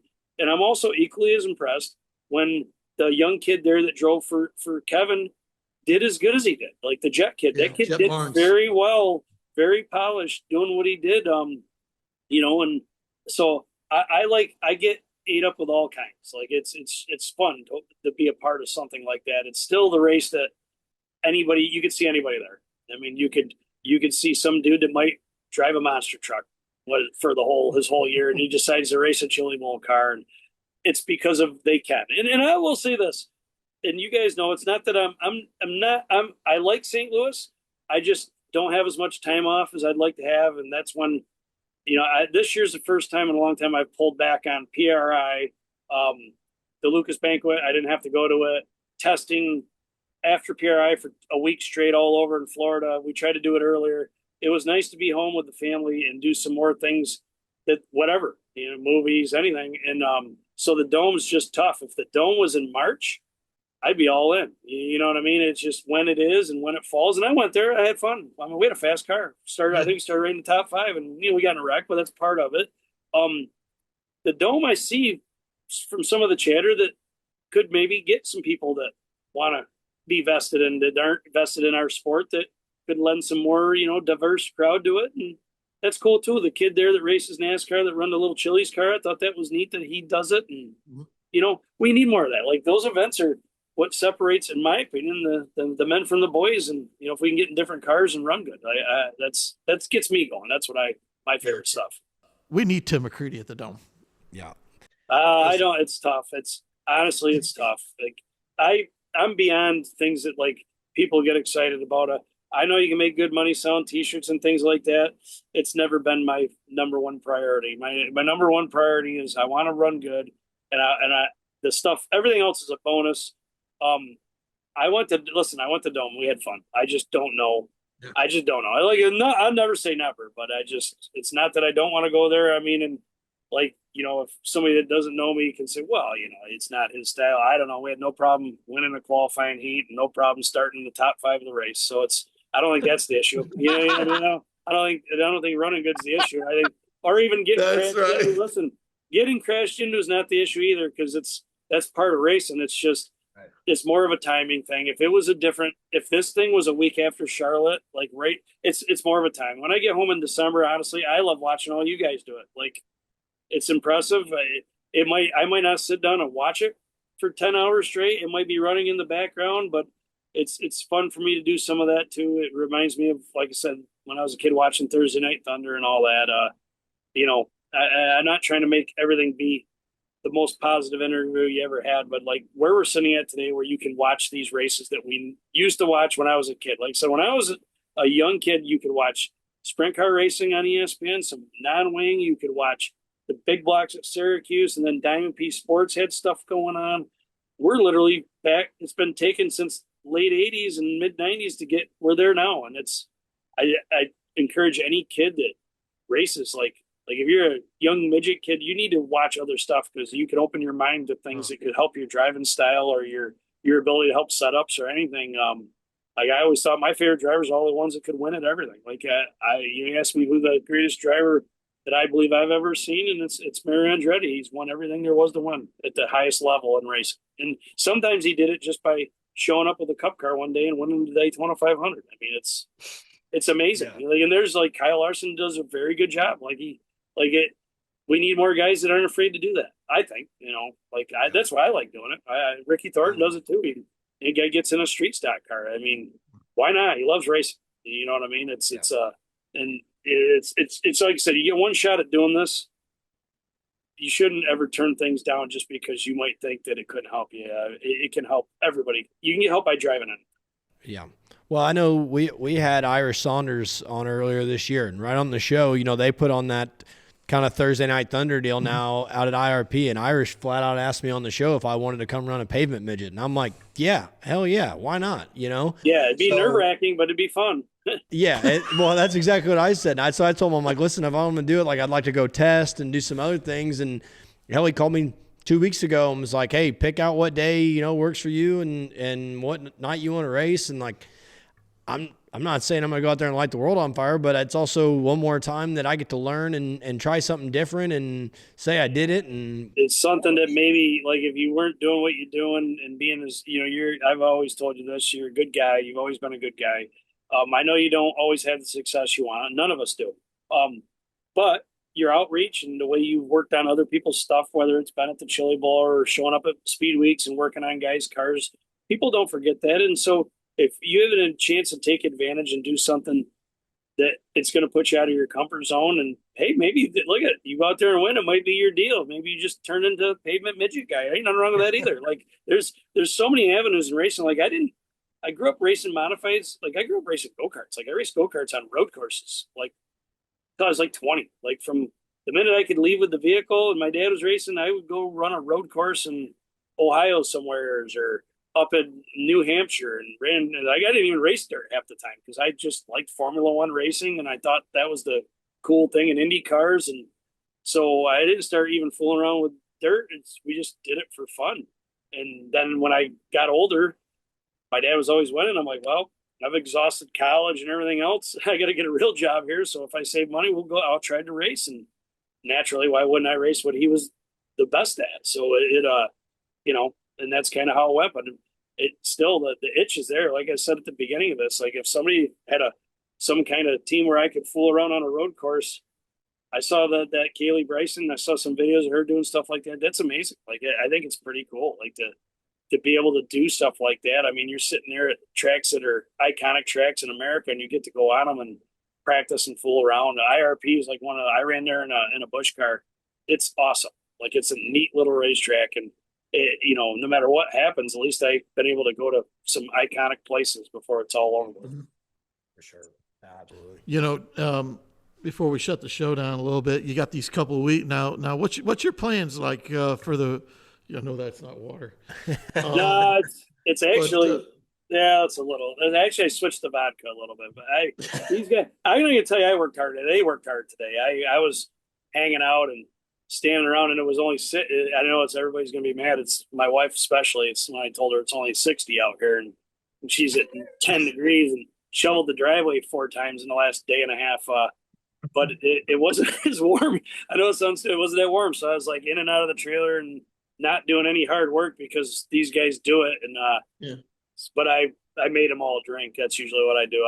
I'm usually comedy relief and a bartender, and it's and most drivers don't like you need to keep the boys pumped up because this deal, we're in this beautiful hauler here but also when you're in it for 3 weeks straight, it's not as beautiful as it started out when you left the shop. You know what I mean? So I had, this is one, and then maybe one more before we're done. Or when we're done. Sure. Our boy Brandon Overton, when we had him, he goes, I don't care how many slide outs you got on that thing. When you're still all together, it still ain't big enough. No, Some days it's awesome, and some days, it's not easy. Like it's easier than it used to be because obviously like I said, it goes back to the owners. It's hard to fathom if I had to do this on my own that I could even get something like this. And then to turn around and have that note on your bill, and then your house note, and then everything else that you got going on in life. The fact that these owners do it, I said it at Fairbury last year, and Gordy was there, and it wasn't malicious, but we're there. It's the middle of the night. I thought personally, if we just waited and raced tomorrow, everybody would have been happier. And people that don't know me well enough think it's because I don't want a fat cushion. I don't care about that. It is what it is. I'll either get up there, and if I'm no good, I'll get off there. It's just the way it is. So, but I also know that owners have left the sport over the years, and some of it is because they're just tired. They're just tired of that situation, or whatever that situation. It could be another situation where you're breaking engines, or it could be any situation.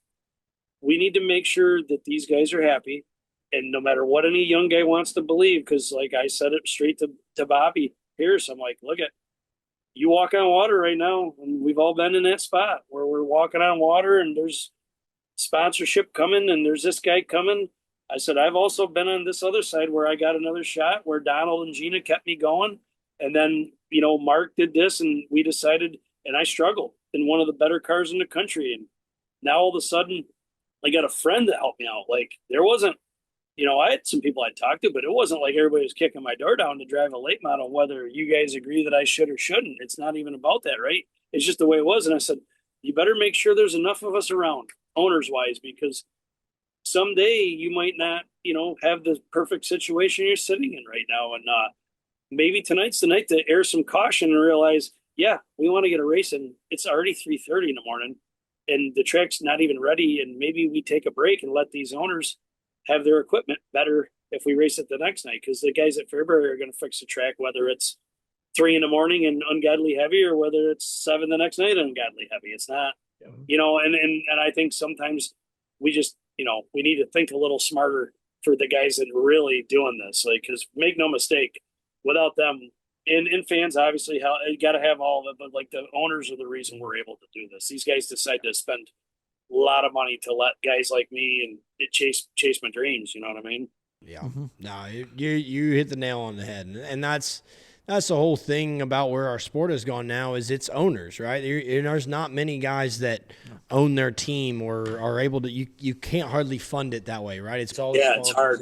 It's all this stuff, and I think that too. Obviously there was a collective of us there that night that did not want to do it, and push comes to shove, and we kind of get told we got to do it, and hell, I end up blowing a motor that night. Like I didn't make it 13 laps. And you're right. It was a bad deal for you, but like honestly, at the end of it, it wasn't as bad as I thought it would have been. So like, and I have no problem saying, hey, I'm wrong. But also I've been through that a lot, where usually that's not usually ending well for everybody.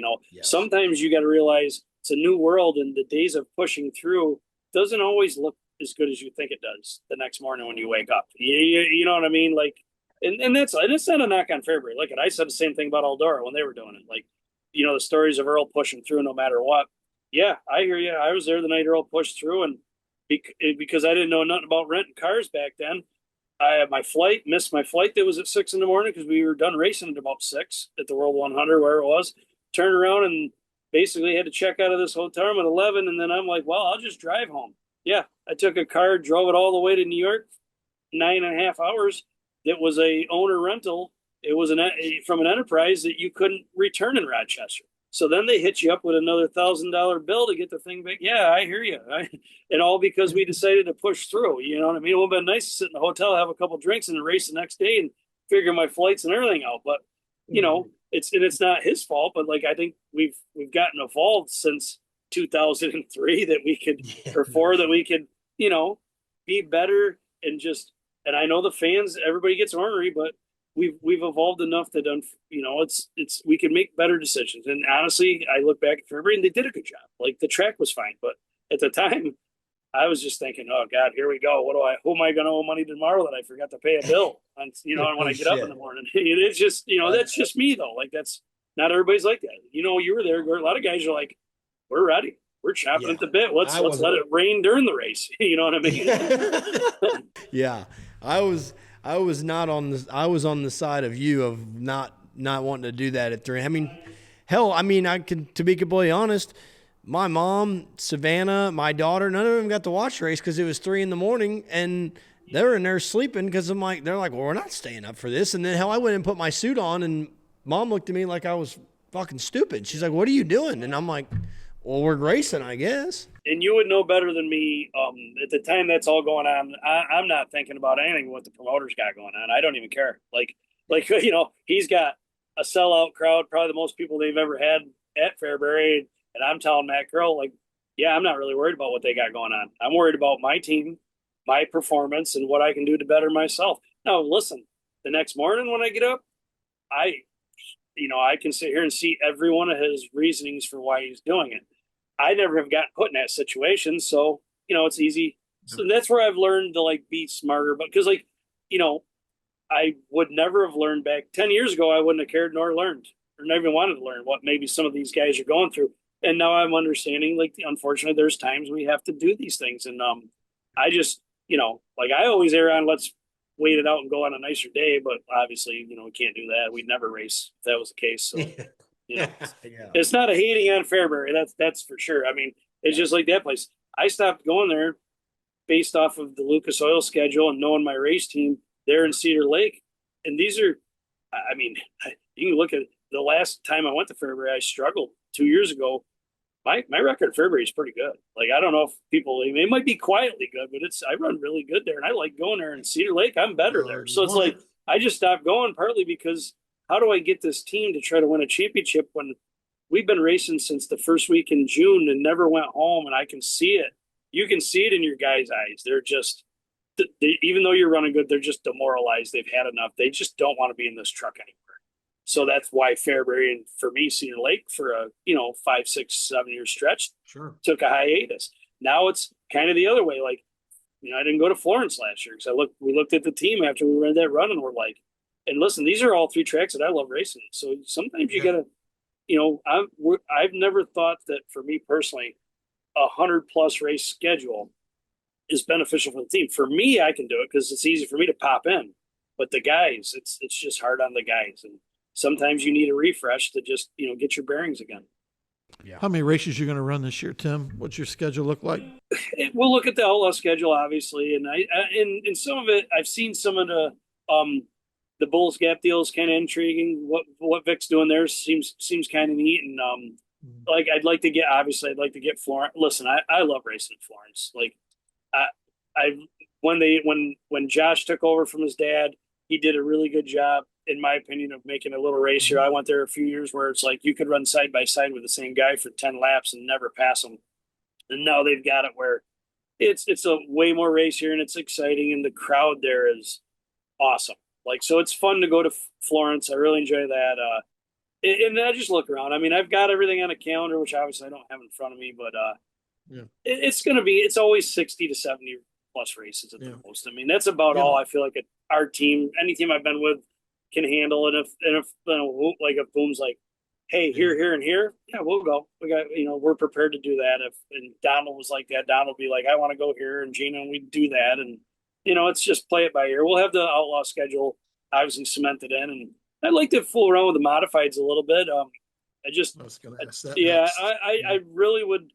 Them cars are different than when I was really good in them. I would like to fool around, and I've talked to a couple, people, and I think I'm going to do something. If I could get a few races, 10, 15 races, and that would be fun because it's home, and then I could bring the kids and everybody and my wife. I have a very good support system at home. They because of streaming, they're able to be a part of something when, me as a husband and a father, I don't operate. I want to, when they come, we do really well and I'm okay. But I operated the way how my dad operated. When I was a kid and my mom, we sat in the stands. That was the deal. The kids were in the stands. That way they could run rampant and do whatever they wanted. The parents, mothers were always in the stands. And so when I started racing, that's kind of how I've always done it. And obviously, you can't do it everywhere based off of how it is. And it's been hard for me to probably adapt. When I bring the family and everybody, I'm really wound up because I'm worried for them. I'm worried that they're not having a good enough time and that there's too much downtime. When you're sitting at home, the downtime gets filled up with anything. You get on your phone, walk over here, do whatever. So the streaming's been pretty cool that they see all of it, and they send me videos making fun of me most of the time, picking on me for the way I interview. They tell me I talk out of the side of my mouth too much, and then when I wave my arms, I'm not loose. They've got. I go home and it's just a constant barrage of how I should do better, and then I don't remember them, and I'm trying to remember these sponsors that kick in upwards of lots of money, and we need them, and you're worried that I forgot to mention Cambria's name, and it's like they're Gavin, so it's all good. I'll tell you what, believe me, I don't like getting it from people, but I need it just like everybody else. As much as I give out, it's probably okay that I can take some. I remember when we were at Florence and Tim won the North-South, and it was one of the best races probably they ever had there with you, Bobby, and Scott. It was that year. And it was so cool, was really so cool as Victory Lane with Gavin. Yeah, it was cool. And Cameron, look at our I always daughter. remember that.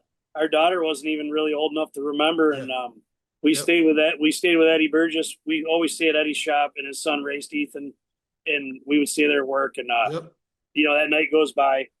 Get this, and you get $50,000, and Eddie would go get the money because he was the biggest guy there, and he's getting cash. And I got to go get the money that way if there's a problem.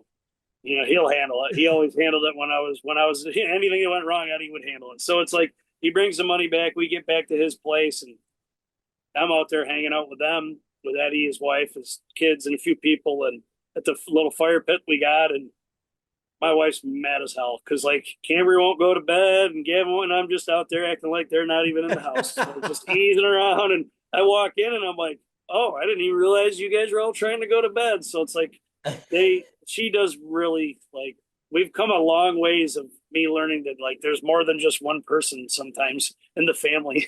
You know what I mean? Right. It's and it's not easy, but you're way further ahead than I was. You're playing Gordy than I was. It's cool to see stuff. The family thing's not easy, but it's cool that that when everybody, most of us want our family to thrive, and we do our best. It's just sometimes it's not easy.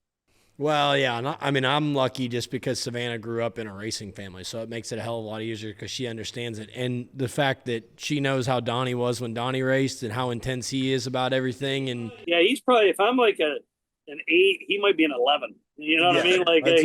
I've been around him. He's what I strive to be when it comes for intensity. When they tell me to pick up the intensity, I'm like, you know what? I need to get like this Donnie does. This guy's in there. I'm 100%. And when you listen, you get him away. You know how it is, dude. When you get him away, he is the nicest guy, and he does. It's just Kevin Harvick was that way. I remember down south, man, that guy was intense. And you get him away though, and he can take a breath for 5 minutes and not have to think about why his wing was in the wrong spot, or whatever he wanted. It's a different world, with a lot of us. Some of us just better at it. Like JD is better at keeping it under. I'm around JD all the time, and if I could take what he does as far as, and when it's not going the way he wants, he's way better at hiding it than I am. Yeah, he's got his moments though too. No, we all do. He'll fly off the handle, no problem. I've seen it firsthand, but you are right. He's good about even keel and not looking like the shit is hitting the fan and losing it. But we all have those moments, and it's just sometimes that's just the competitor in all of us. It's this sport, man. It's what makes it special. I mean, the fact that the fans could even get near you to see some of these moments, which we would never want them to see because we're trying to keep it together. It's good too. I mean, it's like I said, I don't want to be Mr. Positive all the time, but it's at my age, I like to look back and think we're doing okay, all of us in the sport, and we're all trying our best, and it's fun to do. It's still fun. I came here yesterday, and it was just as much fun to go rip around this place as it was to go to Volusia. I still enjoy doing it. Now if we run bad here, I might not think the same way on Friday or Saturday when we come back. But right now, I had a good time last night. Don't blame me. Oh, shit. There's a few people too I got to give a shout out that are good friends of Timmy's that I've in a circle that we've been in, and if I don't say their names, I'll get crucified. And got to say, this show, kind of like the people that I really want to dedicate this show to a little bit, I got to start because I really got to know Timmy a lot through James Spinks. James, I love him. He's like a brother to me. And I owe that to Timmy. Cupcake, you gotta throw Cupcake out there. So loyal to Timmy. You see this guy looks like a wrestler, retired wrestler. You don't want to mess with Cupcake. Amel, of course, one of Timmy's best friends. Probably, if there was somebody that'd probably take a bullet for Timmy, it'd probably be Amel, without a doubt. And then Timmy has an older guy in the pit area. When you go in the pit area, that when you see him, drives into the races a lot, and you gotta love Huey. Huey worked with Tim's dad. Both these next two guys worked with Tim's dad, and have always treated me like family. And Huey and Scratch, and they're both. I mean, Scratch probably makes the best lasagna, for an old man. You wouldn't think lasagna's in his repertoire, but it is. I've had it a few times. And of course, one of Timmy's old crew guys, Coco, and who's having a lot of fun with Money Matt. I think that's why you want to get in the big block modified. You want to get after Coco a little bit and get after Shepard. I just I used to be able to pop in them things and be really competitive, and not that I wasn't. When I drove the Petrushka 66. We did well. And but I think Eric and me had limited experience on when they redesigned the cars and started moving the coils and doing what they were doing. I felt like we were behind a lot, and it wasn't Eric's fault. It was my fault because I couldn't put them in the right direction because I really was I didn't understand why they were doing some of the things they were doing and all that good stuff. And Matt, obviously, Williamson was on top of it, and Matt Shepard and Stewie Freeze, and all those guys are on top of it. And when we were doing the bar deal, when they had bars in the back and stuff I grew up on, I'd already been through it so much that I could show up with, when we raced with Vinny Salerno, we could show up and we were just we're on it. And a lot of the tracks I grew up racing on too. So it was harder with the Petrushkas, but I'd like to do it again. It's hard on even the team that I would drive for because it's kind of like a last minute a lot. Like, hey, we're doing this thing tonight. I'll be home in a week. Do you want to race this Wednesday? And they could, be doing something with their other driver or whatever. And so it puts them in a bad situation, whoever it is. It's not as easy as everybody thinks. I can't just give them a 20 race or 10 race schedule and say this is guaranteed no matter what. So, but all the guys that do it, like Scratch and them, like Philip, obviously you remember, Philip's been my guy when we took everything down from Sweeteners. We took everything down from Sweeteners to Longhorn to do the house car. He moved from Kentucky and never, he would show up to races and he showed up for free. Friend of James Spinks, just like you said, all these guys, we all grew up together. And I wouldn't trade any of them. Huey and I go to wherever Huey wants to go. He'll come from Canada and pick me up and we'll go wherever. And it's JD drove. The year we won Eldora and we took the hauler around the wrong way on the track. And Philip was driving the dually and I was riding whatever. And next year we showed up and JD won and Huey had his vet and real nice, like R07 or whatever it was. Yeah. And we brought it in the pits after and told him congratulations. And we're like, why don't you take that vet out there? And he's like, why don't I take the vet out? And he took the vet out and he don't barely get around the track and there's 5 cops like immediately there. Like we drove this dually around. We could have drove around all night. Nobody's even paying attention. JD drives this thing around and next thing you know, there was cops and they were pissed. Like one cop thought it was funny, but the other ones, they didn't think any of this was funny. And I thought, Jesus, it wasn't like he was out there doing donuts and running around 100 miles an hour. He's just putting around really quick. And, it's just another story of just people that I've been fortunate to go with. And, I wouldn't trade it. Like I said, I tell everybody, my career has had a lot of warts on it as far as good times, bad times, when I should be better. Maybe I do a bad job. Maybe we don't make decisions as a team the right way, but, I wouldn't trade it because I appreciate the better times way more than maybe I did back then. So it's, and I'm not done yet. I don't feel like I'm slowing down that much. So I said I was going to retire at 50 and start racing big blocks all the time back home. But, with the money and the team that's behind me and the way we're running, nobody needs to know how old I am. You can tell me I'm 22 again. Start over, see what we can do. You know what I mean? I tell Ruben, I'm like, hey man, I don't think everybody needs to know how old I am all the time. Do I look like I'm driving around trying to pick up like a AARP card? I'm out here trying to do my best. Like, so let's not worry about when I'm in everybody's way. Then you can start announcing this guy is 50 something years old and he needs to hang him up. But like if I'm running good, you don't need to tell anybody how old I am. Right. Yeah. You didn't worry about it. Like, Yeah. I can still. Like I can't stay out as late as I'd like to, but if they paid a lot of money to stay out late, I could do that again. It all depends on what we can get, what the reward is for. Oh my god! Oh shit! I'm telling you, and that's we've me, you, and JD, and a lot of us all got to hang out together and do a lot of fun stuff, and.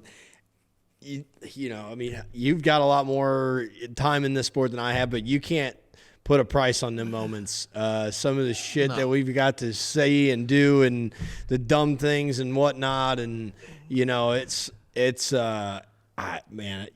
wouldn't trade any of them.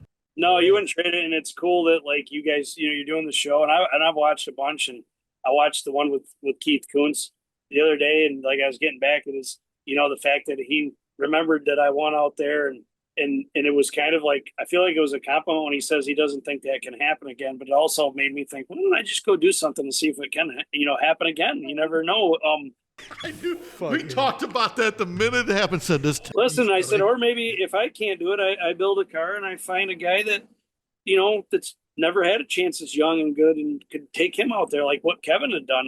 They're only race cars. Like, and your knowledge is what you can figure out and put into it and read about and talk to people. And, I feel like it, maybe that's a step at some point in time. But, the stories of just us doing all this, you guys get to do this thing and put it out there. And a guy like me, we get to talk about things that, that maybe nobody, I don't know if they care about it, but it's fun because we get to talk about it again. And all of us together doing all that stuff all the years. I mean, I cherish it. I wouldn't trade it for anything. I do too. I cherish our friendship. I feel blessed that I've got to spend the time that I got to spend with you, and hopefully get to see you a lot this year and do it. But when Gordy and I, we did this thing, and another person you need to know that's involved in this is, and you know him very well because you made this guy carry a stopwatch every time he went to the Chili Bowl, and that's your boy Bob. Yes. Yeah. He does you understand? If Timmy needs a toothbrush at 2:00 in the morning, Bob's going to go get it. And Timmy knows it. Sometimes I used to say, Bob, what are you doing? Tim needs this. He needs this. I'm like, well, you know how it is, man.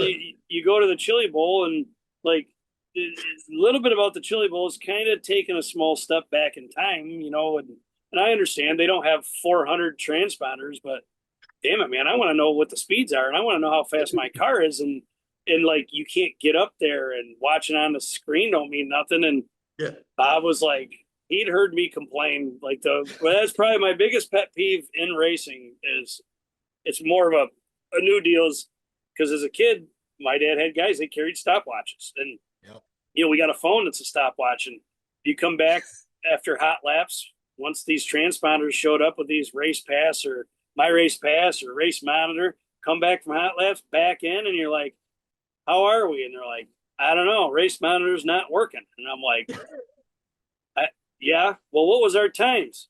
Oh, I didn't bring a stopwatch up there. I'm like, it's the easiest thing in the world to do. Just bring it. Like, well, I'm telling you, and like to this day, like my guys are really good now. Like to this day, there was times like with Phil would be like, he just wouldn't come back to the car and stand by me. He'd let me ask somebody else. Cause like, but he heard it all and just, Bob would always carry a stopwatch. He just because like I know guys go by feel and they're really good at it.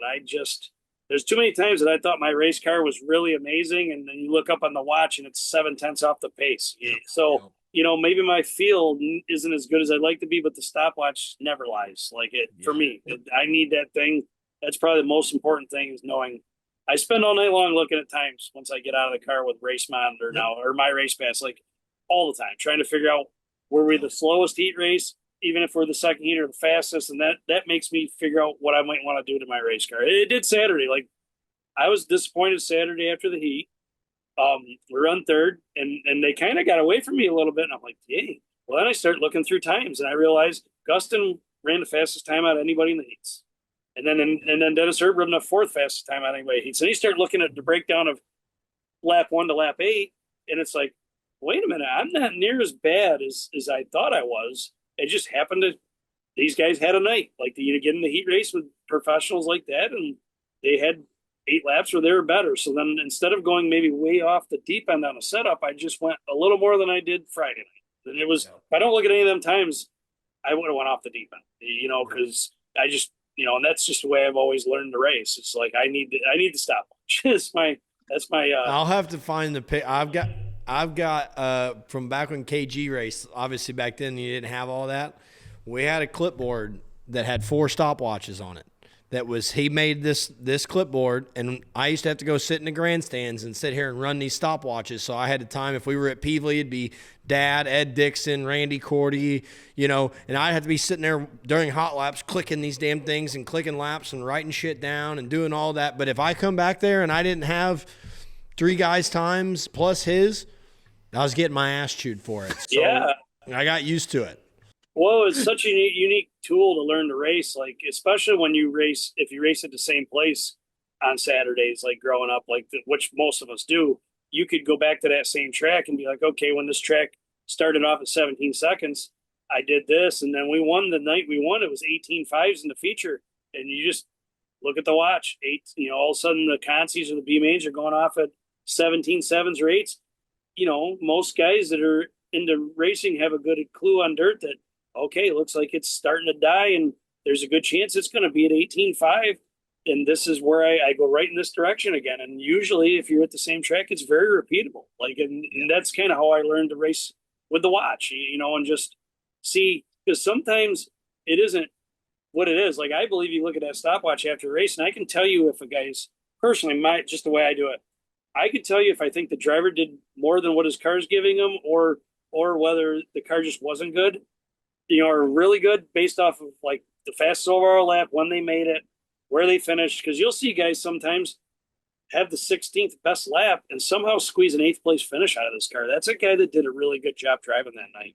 Yep. Because if he never once, if you look through the lap times, got remotely competitive with the guys he ended up finishing from him. So then the yellow came out and he passed this guy when nobody was up to speed, or he did a good job driving his car.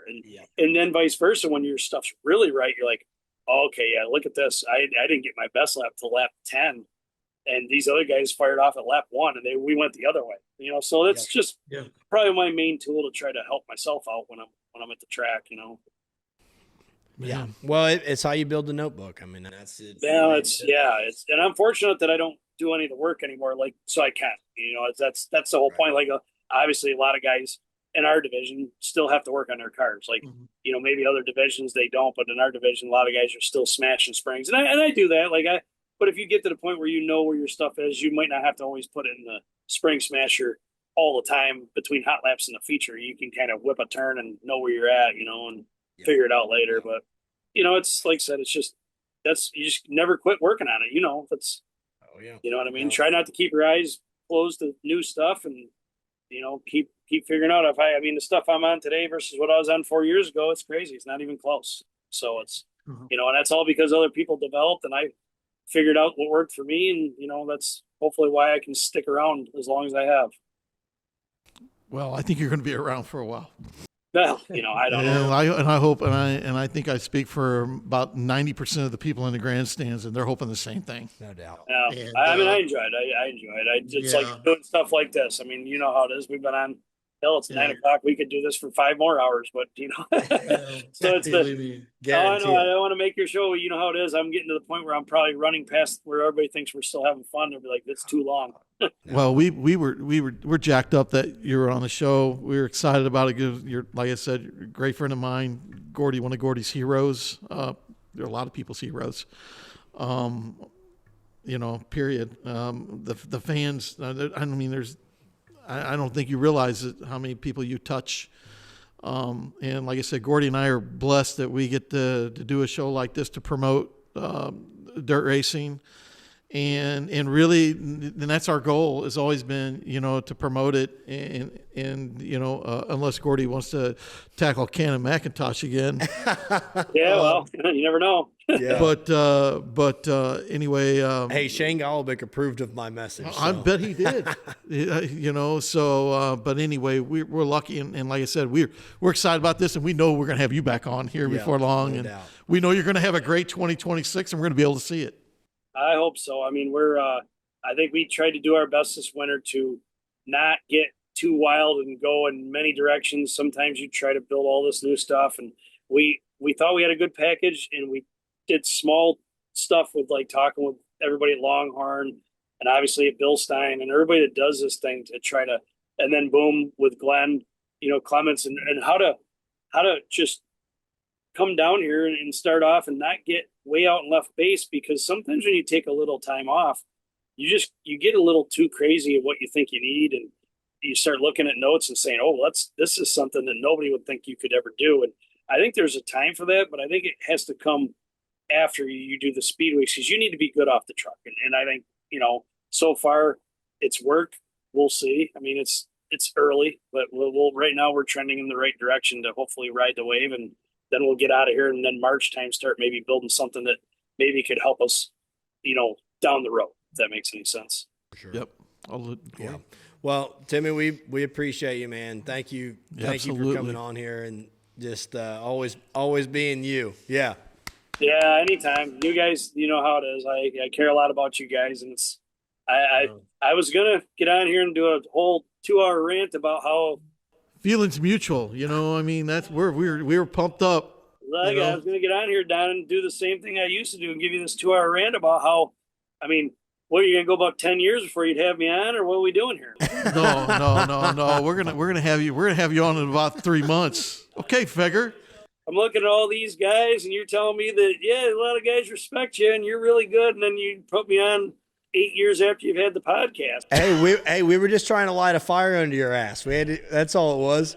It's cool. You guys have done a great job. I appreciate having it. I figured I'd get one last lick in before it's. Yeah, absolutely. That's what. Hey, you know what? If you didn't, I'd be disappointed. Yeah, no, I know. Some of our best. Listen, arguing with Tim McCreadie is as good as it gets. Yeah, no doubt. Because he's going to respect your opinion, but he is like Scott.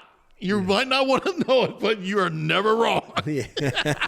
That's what I tell my buddy Matt McCrimmon, big Ohio State fan. I tell him all the time. I said, "Did you notice you don't argue with me anymore about stuff like this, sports and everything?" He's like, "Yeah." I said, "Yeah." I said, "You need to realize if somebody doesn't care if they're right, it's going to be a long day for that other person." So when I get to arguing with you, Don, I didn't really care that I was right. I just was going to. Somebody was giving up, and usually it was really heated, but. It was fun, though. It was always fun, and at the end of the day, we always respected each other. I miss, those. Those are some of the best times of all time. I'm telling you. Like I said, I appreciate everything, and hopefully we'll do it again quickly. I'm sure. Oh, no absolutely. Doubt. And again, man, we're excited about watching you. I'm excited. Yeah. Like I said, two guys that I love to watch win races, and it's you and Donnie Schatz. Watching some of the older guys now doing what they're doing, and I think sprint car racing needs Donnie Schatz to get back to what he used to be. Are you going to be in Florida this whole time? Like, when do you guys? I've been going back and forth. I probably I don't know yet. Like I got to see what's going on at home, and I tried to look at maybe doing some big block stuff over at Alltech maybe on the off week, and but also it's intriguing to go over. I'm like you. I mean, I've been a Donnie Schatz fan and for a long time, and he helped me out with fire suits over the years with his fast line and all that, and it's always been so good to me. It would be cool to go over there because I think that team's a really good team, and I'm excited for him. Like I'm excited for him to get out there and race with a little bit less maybe stress and put it's not always easy when you're with somebody for so. I mean, I know all about it when you're with people for a long time and. I've never had the success they did, but when you have that success, it's not always easy when it's over. But he's a dust himself off and looks like he's put himself in a happy spot with a good team, and same thing with the Stewart team. They've done what they did to put themselves in a good spot, and I hope everybody has success. And yeah, I'll be excited to watch. Somebody go over and do that too, just to support him. And I don't get to see the sprints a lot, so it's just cool to watch. We're flying. Me, Savannah, and the girls are flying down on that Friday, so we'll be there Friday and Saturday. So yeah, if I'm there, I'll come check you guys out. Okay, all right, absolutely. Well, we appreciate you, Timmy. We'll see you soon, man. Thank you, man. Thanks, Timmy. See you, brother. Be good, brother.